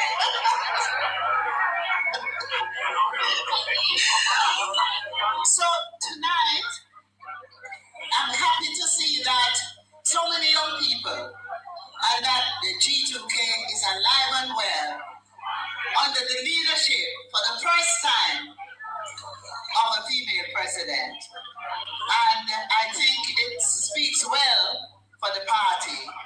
Now, as the mother of the party, about this place. And the fact that I was young at one time because I was a part of Young Jamaica.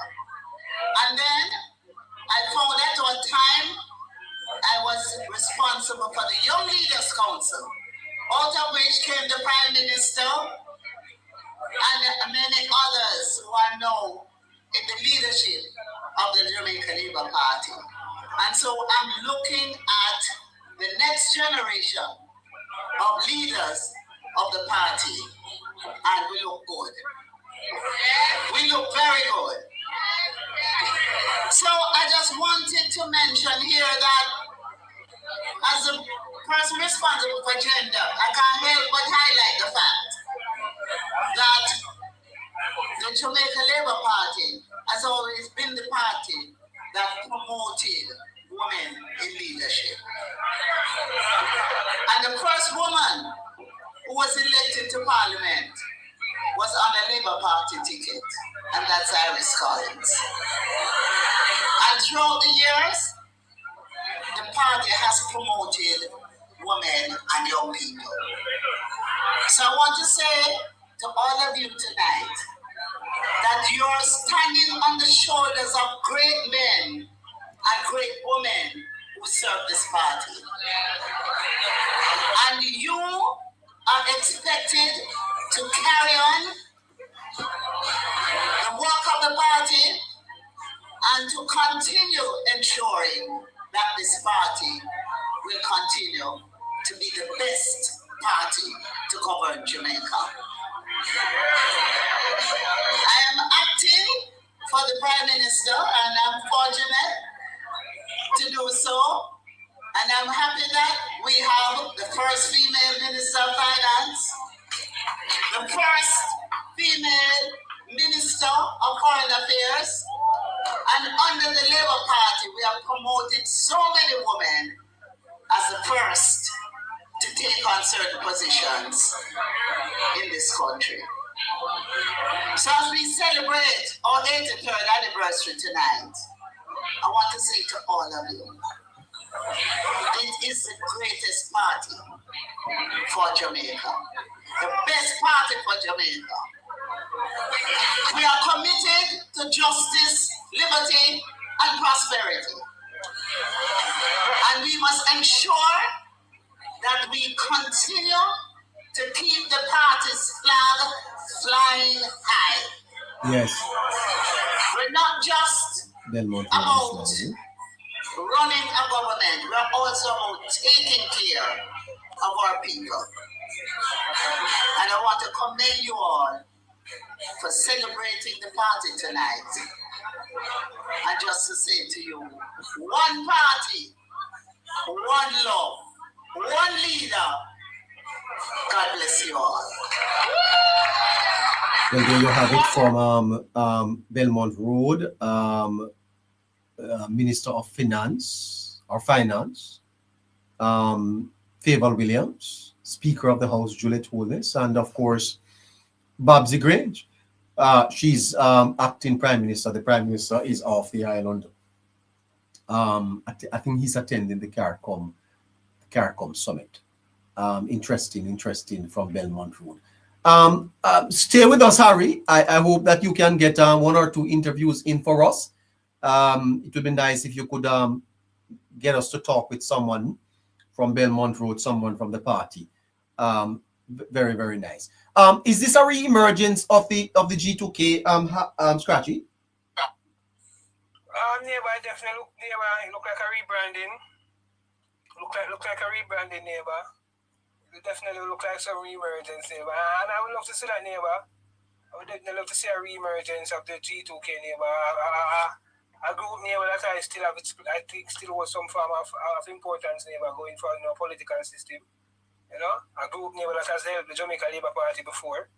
Yes. Yes, neighbor, they definitely played a role in the 2007 election. A group, neighbor, that has definitely helped us, neighbor. A group where a lot of our member of parliaments now and current leaders come from, neighbor. So it's a group, neighbor, that has shown us that they have potential. It's a group that shows us, neighbor, that they have a reach. I would just ask, neighbor, they just continue to push on their mandate, continue to re-energize themselves, don't get too comfortable. continue to know the important role that they play in the political system of the Jamaica Labour Party, and just continue to advance and push the message of the party. You know, they have the ability to can call press conferences, speak out loudly, speak out clearly, help combat the misinformation and disinformation that is out there.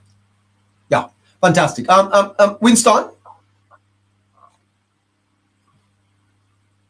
Yes, I'm here. Winston, is this something that is positive for the party, that G2K is quietly rebuilding and seem to be positioning itself to become a force again? Yes, neighbor.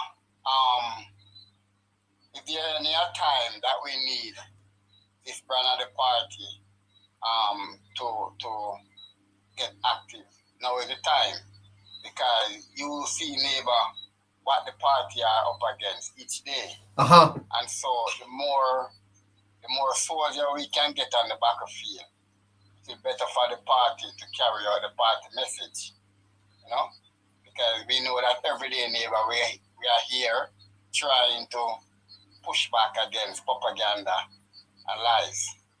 So I believe that G2K, neighbor, have some potency, and now that they have a new female leader who is very energized and know the mission at hand. I think this is a good time now for that leg of the party, neighbor, to really do some groundwork, you know? Yeah. Listen to this, because we commended the commission. Hold on. Anti-corruption day. Hold on. Because I think he speaks very much on behalf of the People's National Party. Many of us would have grown up with the big bauxite aluminum companies, among them Alpart. And then they went into a slump and then a decline. And we have been struggling for years to resuscitate that industry. All right. I don't want Mr. Many of us, Mr. and Hughes. word came yesterday after many of us. I don't want Mr. Hughes. I want this one. Listen to this, Winston, just briefly. Comrade, my comrade brothers and sisters, buckle up, saddle up, prepare for early election. Prepare for your early election, because Andrew Onis. All right, there you go. Is that the message coming out of the opposition that they want an early election, Winston? No, yes, neighbor. Neighbor, I told you last week. Comrade. What the PNP is doing in a neighbor, and their operative, is to definitely force him to carry down the government. But we are only 8 months into the term. Why is the PNP's surrogating about early elections? Because desperation, neighbor, desperation.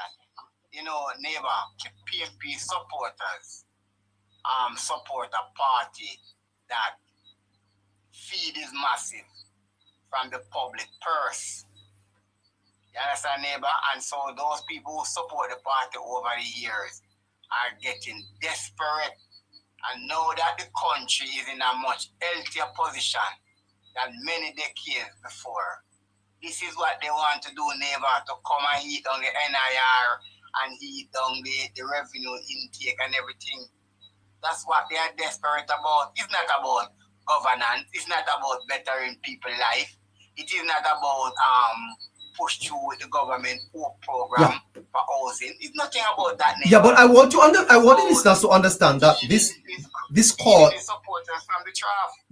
is linked to information coming out of the IC. That's what they're saying, that based on the IC's reports, that it may lead to early elections. Is that it?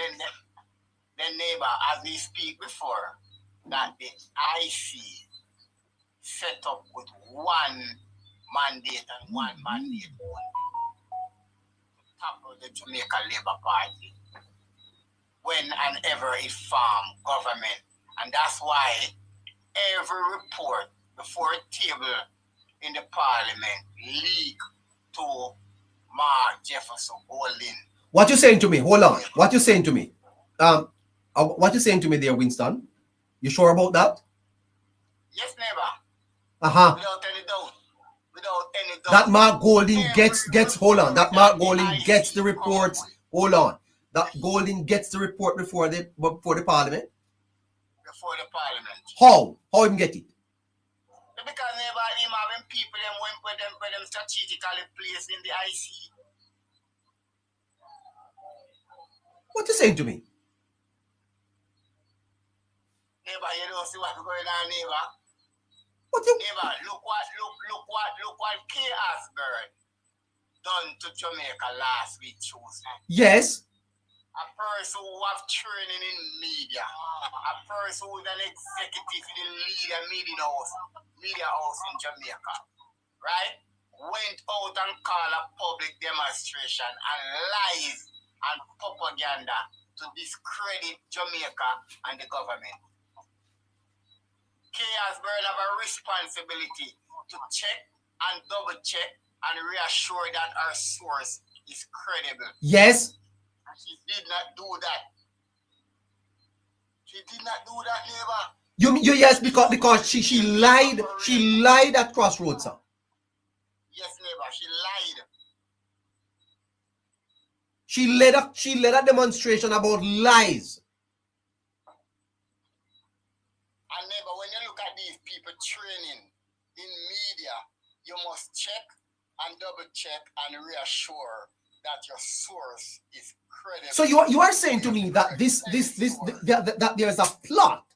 There's a plot here to embarrass or to overthrow the government. And the IC may be a part of it? Yes, neighbor, not me. It is a part of it. And what they are trying to do also, neighbor, is to bring the United States in as well. So they wanted to do everything for the government to have a follow to the Washington. And you know, neighbor, from a stroke from the pen of this impulsive president can seriously damage Jamaica economically. Yes. So they will go and they will say anything, I do anything to trigger off my uncle. You are telling me that Golding had this report before it was tabled, sir? Neighbor, you don't know how deep corruption run in this country, neighbor. You don't know how deep corruption run in this country. Uh-huh. I told you before, neighbor, and I will tell you again. Jamaica is a PMP country. The PMP control every institution in this country. Maybe only two. Maybe only the Bustamante Trade Union and the Jamaica Labour Party, where the PMP not tainted yes. But every other institution in this country, the PMP has tainted it. Uh-huh. My God. What is this I'm hearing? Mr. Dobney? Neighbor, let us accept one fact, is that the Integrity Commission is a tainted organization, and it is the catalyst for the PNP seeking to be relevant, having the Integrity Commission put out information that are half-truth, that are clear, misguiding the Jamaican people with a hope that it will carry. And this is also a part and parcel of them desiring an early election. Uh-huh. Neighbor, so you hold on. The hold on there, Mr. Dob. The calling for early election should not be just dismissed. No, listen, neighbor. It is a PMP narrative, and that is going to be dismissed. Because the Jamaica Labour Party administration is not a set of people that will fall for these nonsense. Look here, Derval. Who is Derval? Nonsense. I don't listen to that individual. I don't listen to him because guess what? When you look at the individual who's carrying the PNP's message, but it is a PNP message, you know, Mr. W. PNP message appealing to a PNP group of people who are misguided. Neighbor, do you expect any different coming from these individuals? I don't want to call their names because they mean nothing. It is a PNP clan of people that are misguided and mean Jamaica no good. The people are carrying this message, neighbor, are misguided. They have no capacity to clearly think, or indeed if they think, what they are doing is carrying a crafted message that have an expected outcome. The longer this nonsense continues, the better it is for the Jamaica Labour Party. The more Jamaicans will become aware of who these people are and their expectation. In other words, if you are carrying a false message, the quicker you get it out there, and the result of the expectations of those messages resonating in the mind of the people is what the PNP wants. Yes. And that is the only way they can talk about an early election. But neighbor, let us accept this fact. Anything that comes from the PNP is mischief, misinformation, and laced with deception. Therefore, what we must be able to do in the now is that every message that comes out of the PNP must be labeled as misinformation. And they must become the provers of whether or not that label is incorrect. Yeah. We know as a fact, neighbor, empirical evidence to suggest it's a fact. We know also, neighbor, that the Integrity Commission was set up based on pillars that allows it to become a credible agency that holds our public officials accountable. That is significant. Yes. The office of the Integrity Commission is a significant one, and that is what the Prime Minister alluded to. But he's saying in the same sentence, neighbor, this institution has become an institution that is captured by the PNP, and the operatives there must never be taken seriously. Yeah. Let us understand this, neighbor. The core objective of the Integrity Commission is integrity of our public officials. Yes. And that must never be discounted. In other words, it is an institution that is very, very much needed. Of course. Yeah. And that is why the Jamaica Labour Party, or Team JLP, has to be careful of the messages sent as it relates to the Integrity Commission as an accountable body constituted by an act of parliament. Yes. We have to be careful how we treat that office because it is necessary. It therefore means that if it is a necessary organization, then the operators within that space, as are many other agencies of government which are hijacked by the PNP, we must begin to look at it with a fine-teeth comb within context to determine each individual objective. Yes. Are they about giving value to integrity? Or are they on a witch hunt to tear the JLP administration apart because you can't beat them on performance? So you're going to beat them on lies, witch hunt, and all of that. So that is clear, neighbor. That is clear as it relates to the objectives of the PNP. And if we can craft that and justify that as we compile the evidence to suggest that, then we must now call the PNP for who they are. On the other side, neighbor, if anything that the Integrity Commission says is proven to be true, then the rule of law must come to bear, because nobody is above the law. Indeed. But the Integrity Commission has made themselves into what you call an agency that has one mission: to topple the impact governance of the Jamaica Labour Party, because you can't beat them on anything else. We must now look at how we are going to fire, not the office, but the people within the Integrity Commission. You think that the people in the office ought to be fired, sir? There must be fired forthwith. Oh my God. And the government must find the clause. The clause are not even the government, but civil society must start to fire them from now. You are saying to me that the staff, the current staff of the IC must be dismissed? Neighbor, don't paint me in a corner, neighbor. I am saying, if persons en bloc or singularly are found to be culpable pursuing the cause of dismantling this administration, then they must be disconnected from their job. Follow me now, neighbor. Yes. We are always saying that every desk at the Integrity Commission has a responsibility to the state. Yes. The governing, the people that employ them.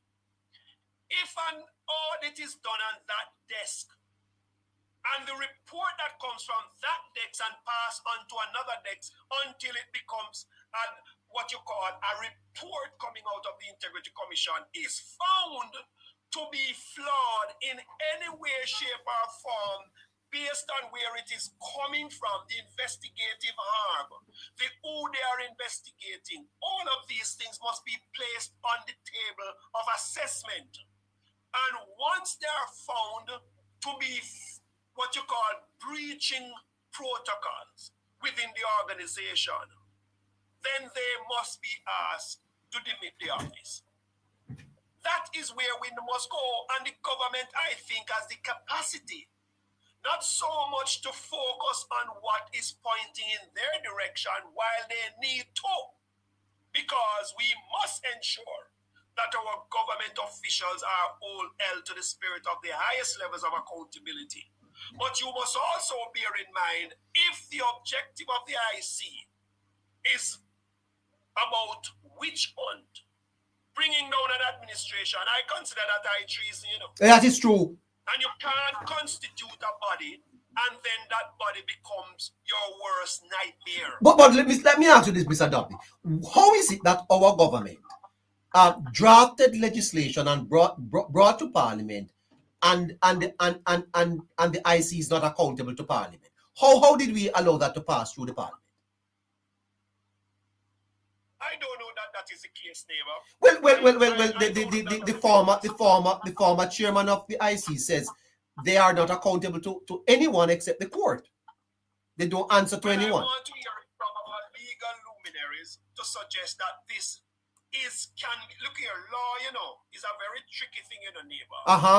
It depends on the interpretation and the context of that interpretation. Therefore, we must look at that statement and determine what made him say that. Is it that he believes that he represents an opposition party, and what the mandate that he has been given by the opposition is what he's governed by? Is that what he says? He says he's not accountable to anyone but the court and God. And he didn't even say God. He said, well, you know, there's a supreme being. In other words, none of you in here can't talk to me. I don't understand how that goes. That means that the people... That is a statement of indictment to the neighbor, because we are all accountable to the systems, the democratic system of government. And I do believe that the government are the ones, even the Services Commission within context, they are not operating on their own premise. There are rules and regulations that govern these agencies of government. And they are operating in the best interest of good governance. So if they are found wanting in this regard, that's where they would have let me make you listen to the former Justice Panton. Listen to him. Let's see if we can play a little bit of it. Society. That was 2020. In 2022, he said that the Commission has done an outstanding job in increasing awareness and understanding of the anti-corruption framework. And as recently as December last year, he said, I am therefore pleased to note its work to expand public sensitization programs and improve investigative performance and technical proficiency, all of which represent a comprehensive approach to addressing corruption. I also commend the Commission's efforts to strengthen awareness and compliance, as well as its dedication to improving responsiveness, etc., etc. So I just want, although I know that Jamaicans on the outside know that those statements made in this hall by parliamentarians are not true, although they know that, the words here go international. So for the record, I wanted to put on there what none other than the Prime Minister has said in relation to the work of the Commission. And I hope that puts to rest the question of partisanship and malice. As regards some other statements made in this room about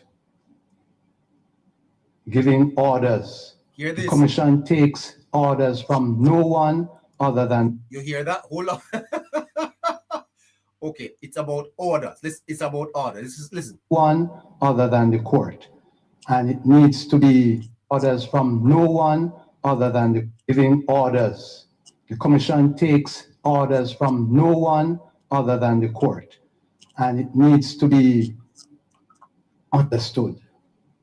The Commission takes orders from no one other than the court. Of course, there is God-given orders which we all obey. And I hope, Mr. Chairman, that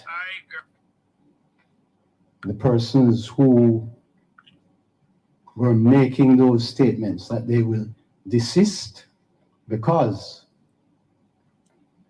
it fuels, such statements fuel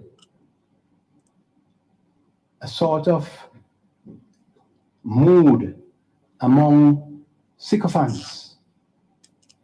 And in the kind of society in which we live, we need to understand that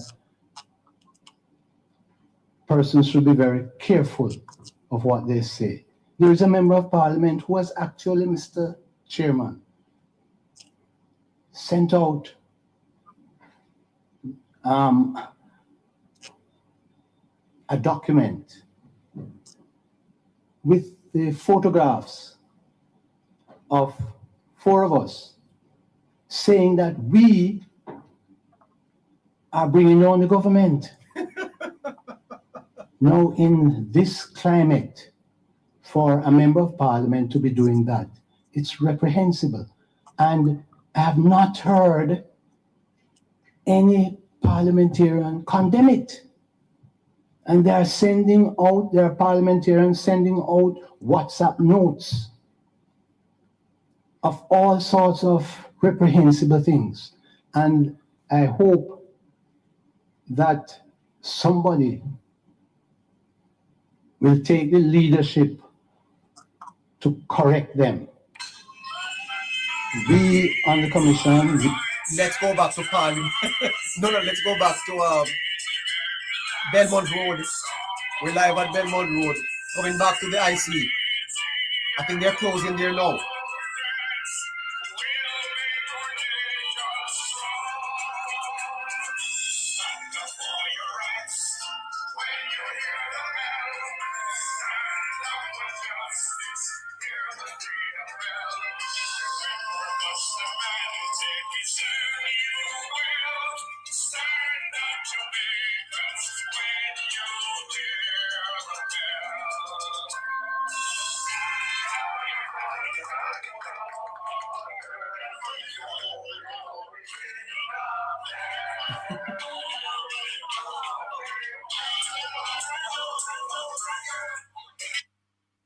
All right.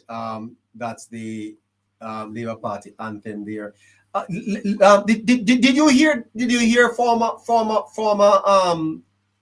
Chairman Panton there?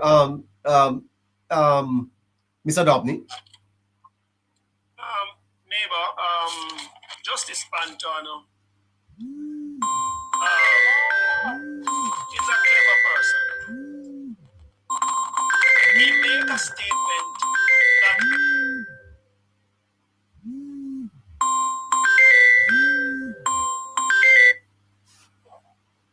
as the leader or the chairman of the Integrity Commission, he made a statement of fact that is suggesting that this is what is said about me, the wretched me. He did not say that part. He said that that was said about the wretched me. I know who I am. The wretched me, the chairman of the IC. He knows that. But he did not say that. And he went on to say, neighbor, that the public within context know that those statements are not true. Where? Yes. And yes, he said that. Yes. We know that those statements are not true.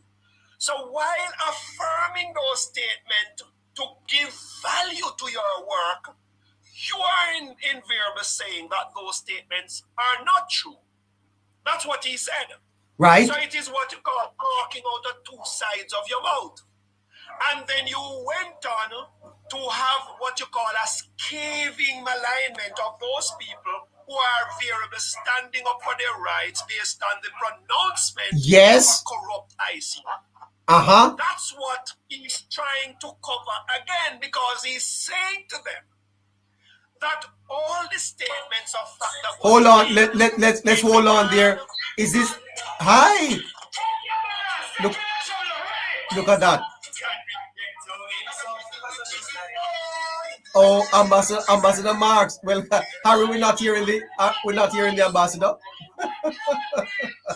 Oh my God! You see that Harry is at Belmont Road, and he's mingling with all the ministers, and he's not getting the ministers to say anything to us. Look at that. Yes, he's enjoying himself. Slip and slide. You have slip and slide there, Harry. I don't know why we can't get to hear from any of them. Oh, Minister Audrey Marks. Love to talk to you, ma'am. Love to talk to you, Minister Marks. But I guess some other time Harry will make all the connections so that they can all appear here on the Hello Neighbor show. Welcome all of you. Neighbor, we're not able to hear them because it's very noisy there. Yes. So they're not able to do an interview. Okay, but when they talk, we can hear them, you know. Tell Harry that when they talk, we can hear them, so they are to just come on and tell us hi. All right, great. So yeah, go ahead now, Mr. Dobney. Fascinating stuff. So, Panton, Justice Panton, within context, the justice is not befitting. But the fact that he made those clear statements to what you call project the fact, in quotation mark, that the Integrity Commission has got plausible endorsements. He says that from the PM and others. But invariably, he went on to say the public, others, are suggesting, are not, in other words, are saying that that is not true. Yes. Is he saying that subject to these statements are really just lip service? That's what he's saying, you know. Yes. And I wonder how he measured the public's view. Exactly. Yes. I'm sure the public that he's speaking to is his own public. And those who give him authority to go and do and to try your best to bring what you call disrepute to persons, select persons within the Jamaica. Now, neighbor. Yes, sir. Let us therefore understand that when an individual makes a statement Mr. Dobb. is considered to be fact, but yet turn around and seek to justify. Yes. And also bring into disrepute other persons who are defending themselves against your callous remarks and expressions and reports. Because the public know otherwise. The public know otherwise. When the Integrity Commission with integrity puts out a report, yes, you must be able to suggest and say to the people of Jamaica, without fear or favor, that we have done our due diligence and this is our conclusion. Yes, and at this point, the public have no such confidence. Exactly. So therefore, unless the Integrity Commission is rebranded, because the office has been tainted by those who are currently there and previously within context. And so the government must move with haste, neighbor. Yes. To look at these pronouncements, look at the who, the what, and ensure that you find a properly crafted message to suggest, yes, the Prime Minister started that the office is one that is expected to operate without fear or favor. Yes. I also, as a Prime Minister, expect that my members of Parliament from all right across the board, because the Prime Minister is the member of the Prime Minister for all the 63 members of Parliament. Correct. Because he's accountable to them to give value to them to represent their constituency. Am I not correct? Am I not correct, Mr. Dobney? If I say to you that if a Prime Minister cannot repose confidence in an institution, then it follows that the people of Jamaica can have no confidence in that institution. Debatable within context, I dare declare. Yeah, but at the end of the day, the empirical evidence must give value to the statement of the PM. If the Prime Minister says he has no confidence in the Finance Minister, how can people of Jamaica have confidence in her? This is what I'm asking. Absolutely, neighbor, and I will agree with you. It's just that I'm saying. But the Prime Minister represents us. He is the Prime Minister of Jamaica, and we expect the Prime Minister of Jamaica to act in the interest of the people of Jamaica. And he has clearly said that, neighbor, he has no confidence in the Integrity Commission without saying it outrightly, within context. Because the Integrity Commission, as we know, neighbor, is not a commission of integrity. And that is factual in the minds of the Jamaican people. It is factual. No, do you not accept, Mr. Dobney, that the people of Jamaica know Andrew Holness? They don't know anybody at the Integrity Commission. They don't know them. Absolutely. In other words, it is the Prime Minister who was elected to run the country, not the Integrity Commission. Absolutely. That is indeed correct, neighbor. And it appears to me, Mr. Dobney, that the Integrity Commission is inserting itself in governance. Well, let me tell you something. They are operating at a higher level than the Governor General. That's what I'm saying. How can that be? We have instituted an authority that is not accountable to the Governor General. The Prime Minister is accountable to the Governor General within context, and the legislative authority is accountable to the entire Jamaica within context. But here is the Integrity Commission under a failed chairman of the commission that he is accountable to no one. He clearly says that. Yes.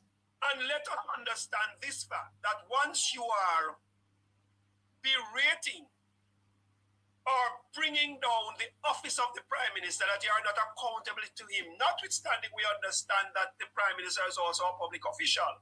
But at the end of the day, when the Integrity Commissions suggest that it is not accountable to any arm of government, and not even the Governor General, because you are looking beyond the Governor General and you are looking to the higher power, which is the Almighty God, to which we are all accountable. Yes. It does not necessarily mean that you have to say that. It's a fundamental statement that deserves some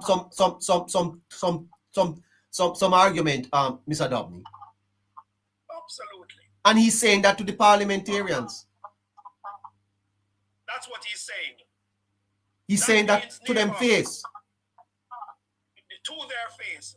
Well, let me tell you something, Parliament must move quickly to put a hold on the continued functionality of the Integrity Commission. We have enough time to do that, and that's what needs to be done. I put to you a thesis, I put to you a thesis, Mr.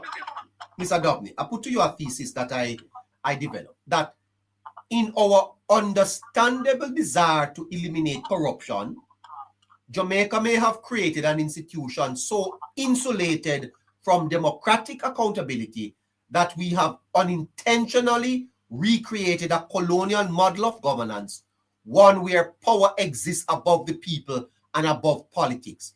That is where I think we are, Mr. Dobney.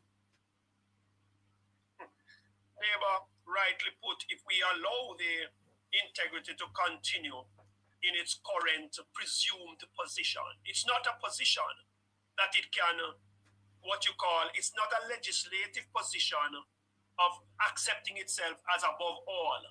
It is an assumed position that we must quickly nullify and bring them into the accountability framework that you are there to do a specific job in relation to the people of this country.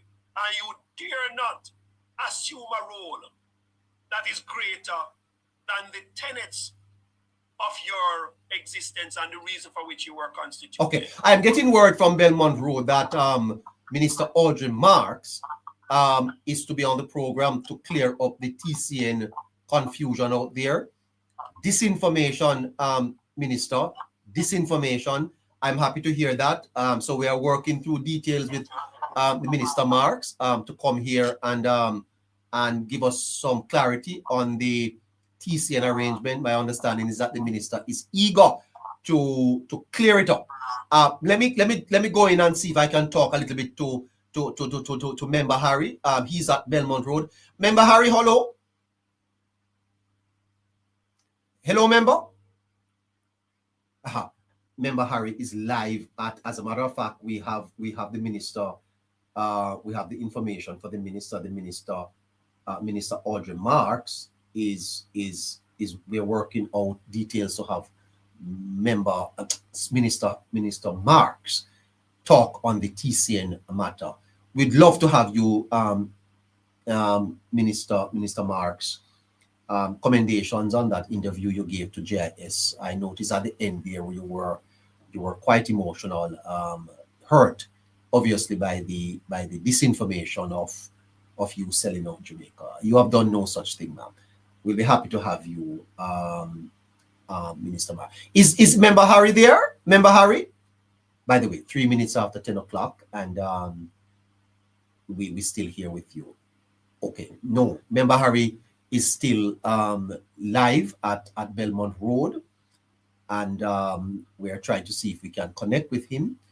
Earlier, we had the Speaker of the House on the program. Wonderful. And then we had speeches from Christopher Tufton, Babsy Grange, the Minister of Finance, and Minister Audrey Marks. She came on the program for the first time. Great. Lovely. I see. Fitzroy, good night. Fitzroy. Good night to you, Fitzroy. I don't know what happened to him, but obviously his microphone is closed. Sir, if you, he's gone. He's gone. Let me go back into Winston. Member Dobney has been really opening our eyes tonight in terms of what is to happen with the IC. It's a discussion that I think we will have to continue. Hello there, Member Harry. Not hearing me? Oh, okay. All right. Producer, see if you can get me to talk to Member Harry. I'd love to hear a little bit of what is happening over there at Belmont Road. I understand that he's working to get the president of G2K. We're staying tuned for that at 5 minutes. It's a little noisy now, he says. Oh, it's not noisy over there. I wonder what's happening. Go in a quiet area, man. When they talk, we can hear them. Just tell them to talk in the phone, and we can hear them. We have a caller lining up. I am the one. Your internet is a little. Oh, I wonder if it is mine. Good evening, Angel JO2. Good evening to you, Gatekeeper. Good evening. Let me find somewhere with a little less noise. Harry is saying that. Hi, damsel. Assad Sams. Who is that? Blueberry. Good night to you. Gracious Peacock. Hello. Okay. Molly. Good night. All of my listeners. Shara Edwards. Yardi Diva. Good night to you. Who else do I have? Ian. Hi, Ian. How you doing? Father Merv. Good evening to you. Angela Simpson, 9. Yep. Thank you so much. Selburn Cox. Yep. Trying to protect the program from copy fight. Copyright or copy fight? Element Grill. Good night to you. Jesus is Lord. Hi. How you doing? Copyright. All right. Remember, Harry, we know that you are. Oh, by the way, you are going to join G2K, so you're going to apply to. Hello? Member? Good night, everybody. Good night. Member Harry, how you doing? How is the party? Well, it's a full-blown party, neighbor. Yes. I can show some things, and yes. I have to protect the people that are there, and also protect the program firstly. Yes. We can't get having a good show and wake up in the morning and see some copyright infringement. We can't afford that right now. That's right. Well, sir, you did a splendid job as our roving reporter right over there at Labour Party headquarters, bringing us live. I understand that you have secured an interview with Minister Marks. Tell us about that. Well, it's in the works there, but I don't want to push it too hard. But what I can say is, this is a corporate me coming out now. I have to put politically correct. What I can say is that she is infused and really forthright and willing to come and clear what has happened. Yes. Because quoting a little from her is that she don't think they have put out well enough and explained to the people of Jamaica the fine details as to what happened, and hence why she's a casualty of that political war. Yeah, and then she did go on JIS and tried. Right, and of course, neighbor, they weren't exploring it the way how she wanted to. Absolutely. So I want to give her, and have the honor of giving her the time to break it down, not just to Jamaicans at home, but more so the diaspora who's been running with a lot of misinformation. Yes. Because of course, she represents us. She's a brand in itself. Yes, especially in the diaspora. Exactly, and I want to give her the opportunity to bring home, in terms of the minds of the people, what it is, to also give her the opportunity to clear up her end. Because, neighbor, do you know that people run with the idea to say that, she sold out Jamaica to get back the master? Yes, sir. She broke down on the interview was almost teary-eyed. Yeah. Neighbor, for me personally, that was despicable. Oh yes, she was definitely hurt. Yeah, hurt by it. But we'll be working behind the scenes to finalize the date, of course. So big things coming in terms of politics plus network. There's something else working on. So I'll devote some time to ensure that we secure it. So everybody listening on X, Instagram, TikTok, YouTube. Have I left out anything else, neighbor? Any other media? Give us a sense though of the vibe of the party over there at Belmont Road. Obviously, this is not a party event. It's a G2K function, correct? It's right. Right. But what I can say, neighbor, is that I am happy to see a revitalization of the G2K. Yes. That affiliate arm of the Jamaica Labour Party. And here's why. The other night I quoted Vim, Vigor and Vitality. And funny enough, I came here and heard that speech being launched. I couldn't pick it up for you guys based on the time frame, but that was a leading speech, coming from Juliet Holness as well. So it shows that the G2K is back in business. What you saying to me? They have restructured. Yeah, man, they have restructured a lot of things. They have also, in terms of access to information, their website have been revamped massively.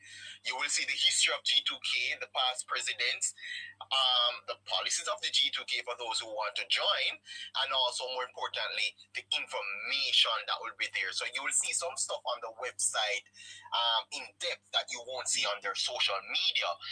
And I have to say, it's coming through a leadership of women, men. I'm not putting you down. I'm not beating you down. But this is being channeled through women. You realize I went live and showed the people the power of women.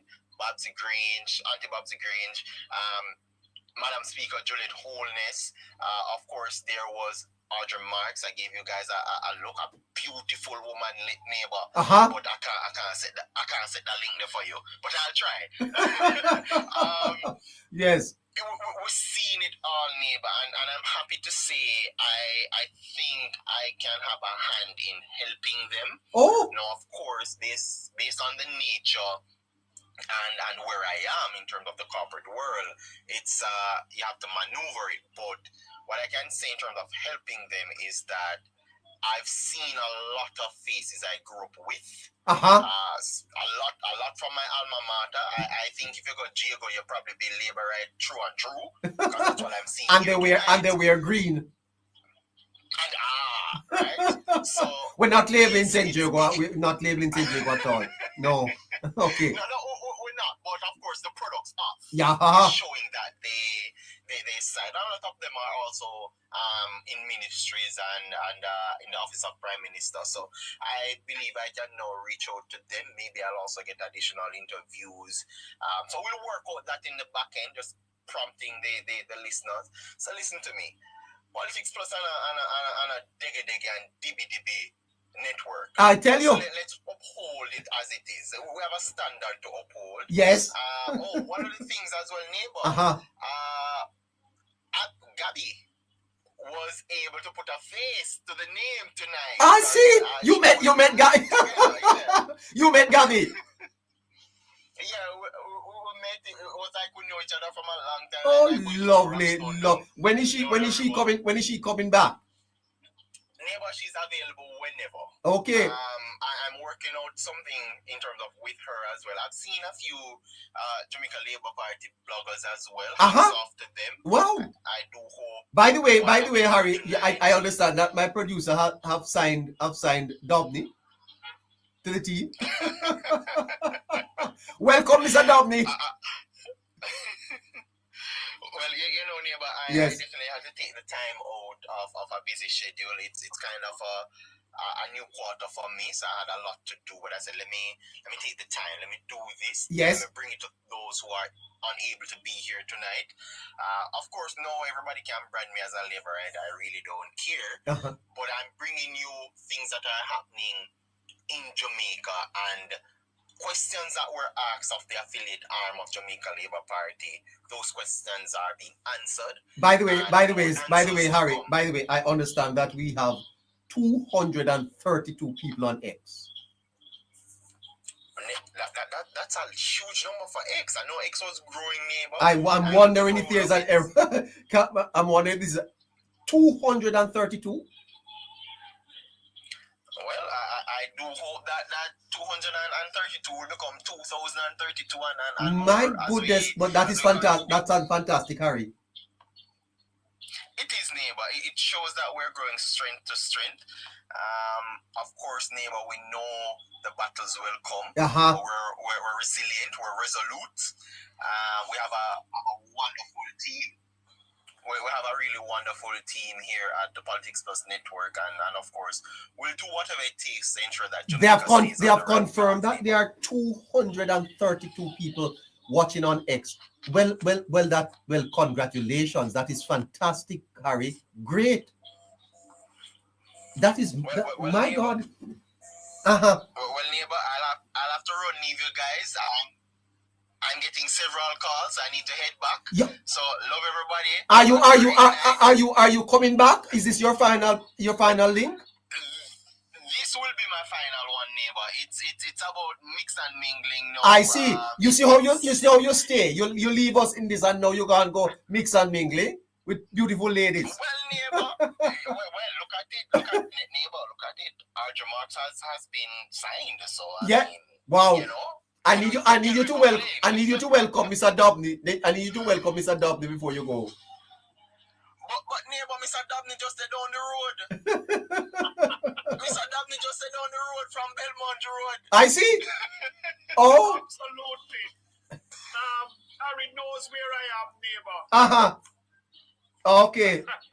All right. Well. You know, this is automatic, and I'm just pleasantly pleased to be here with this team, and I do know that we will continue to grow from strength to strength. Yes. The Jamaica Labour Party, it deserves our focus and our attention, and whatever little we can give to continue to propel the impact presence of the Jamaica Labour Party is what we are all about. Yeah, I want my listeners to welcome you also, and when I spoke to my producer about you, I felt that you're a man, Mr. Dobney, that you know how to explain things. You're one of the best in the business in terms of explaining things, especially to the ordinary Jamaican people, and I think your voice is very much needed for and behalf of the Jamaica Labour Party, and I say that with all sincerity. And I believe that this platform can provide you that space where your voice, the many things that you have, the many ideas you have, and the way that you articulate, that you are a welcome voice, and I'm proud to have you beside us, sir. Happy for the confidence, neighbor, and I will endeavor to see how best I can continue to add value.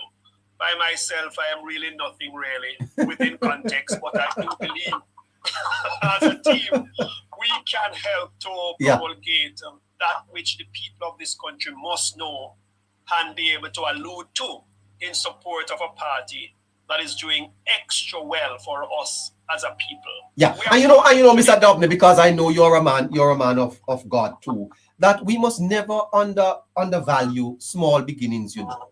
Everything starts with, from a point, and you never know where we can be in another 2-3 years. Absolutely. Yeah. I know where the Jamaica Labour Party will be. Yes. With us of continued presence, and that's the fourth term, Harry. That's the fourth term, I know that's where the Jamaica Labour Party will be. We will continue to do our part. Yeah, absolutely, and I'm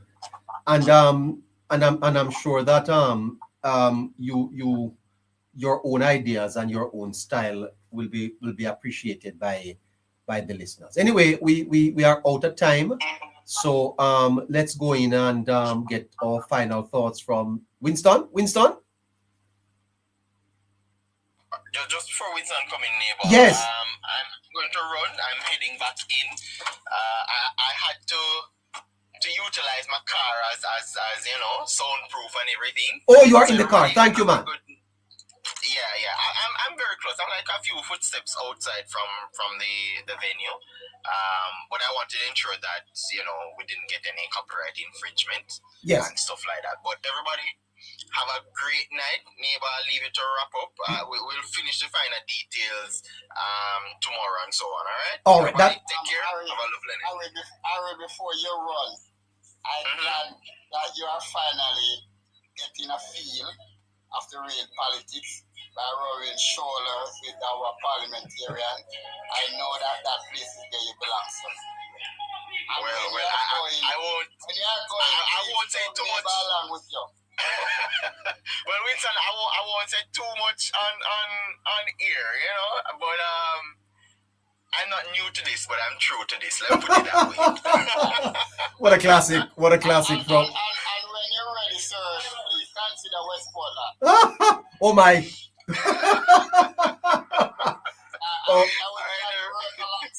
Yeah, take care, member. Take care. Stay safe. All right, everybody.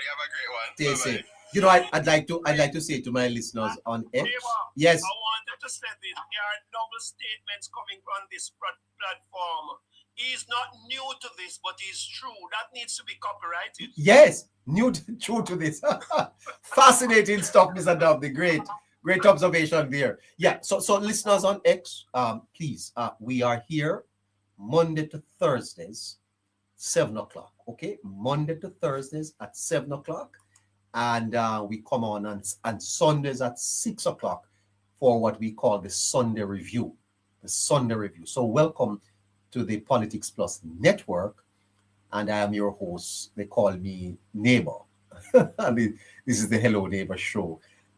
Thank you so much for joining us, and we do ask you to come back here Monday to Thursday, 7 o'clock, and on Sundays at 6 p.m. for the Sunday Review. If there are news breaking on Saturdays, we will jump on, and for the next couple of Fridays, I am not available for 7 o'clock. So we had to discontinue the collaboration with JPU because I'm not available at the time. If I am going to be on a Friday, it will be later on during the night. So that is partly what is happening. So Monday to Thursday, 7 o'clock, and of course, we are here Sundays at 6 o'clock for the Sunday Review. All right. Please also remember that the program requires your support, and we look forward to your continued support for keeping us going night after night. You can contribute to the program by Zelling us. We have a Zelle account, 9546358732. That's 954-635-8732. Or you can send us a cash app. The information is right on your screen just now. For those of you who are on YouTube, KC, thank you so much. And of course, I will catch up with you tomorrow. All right? Goodbye. All right then, Mr. Dobney.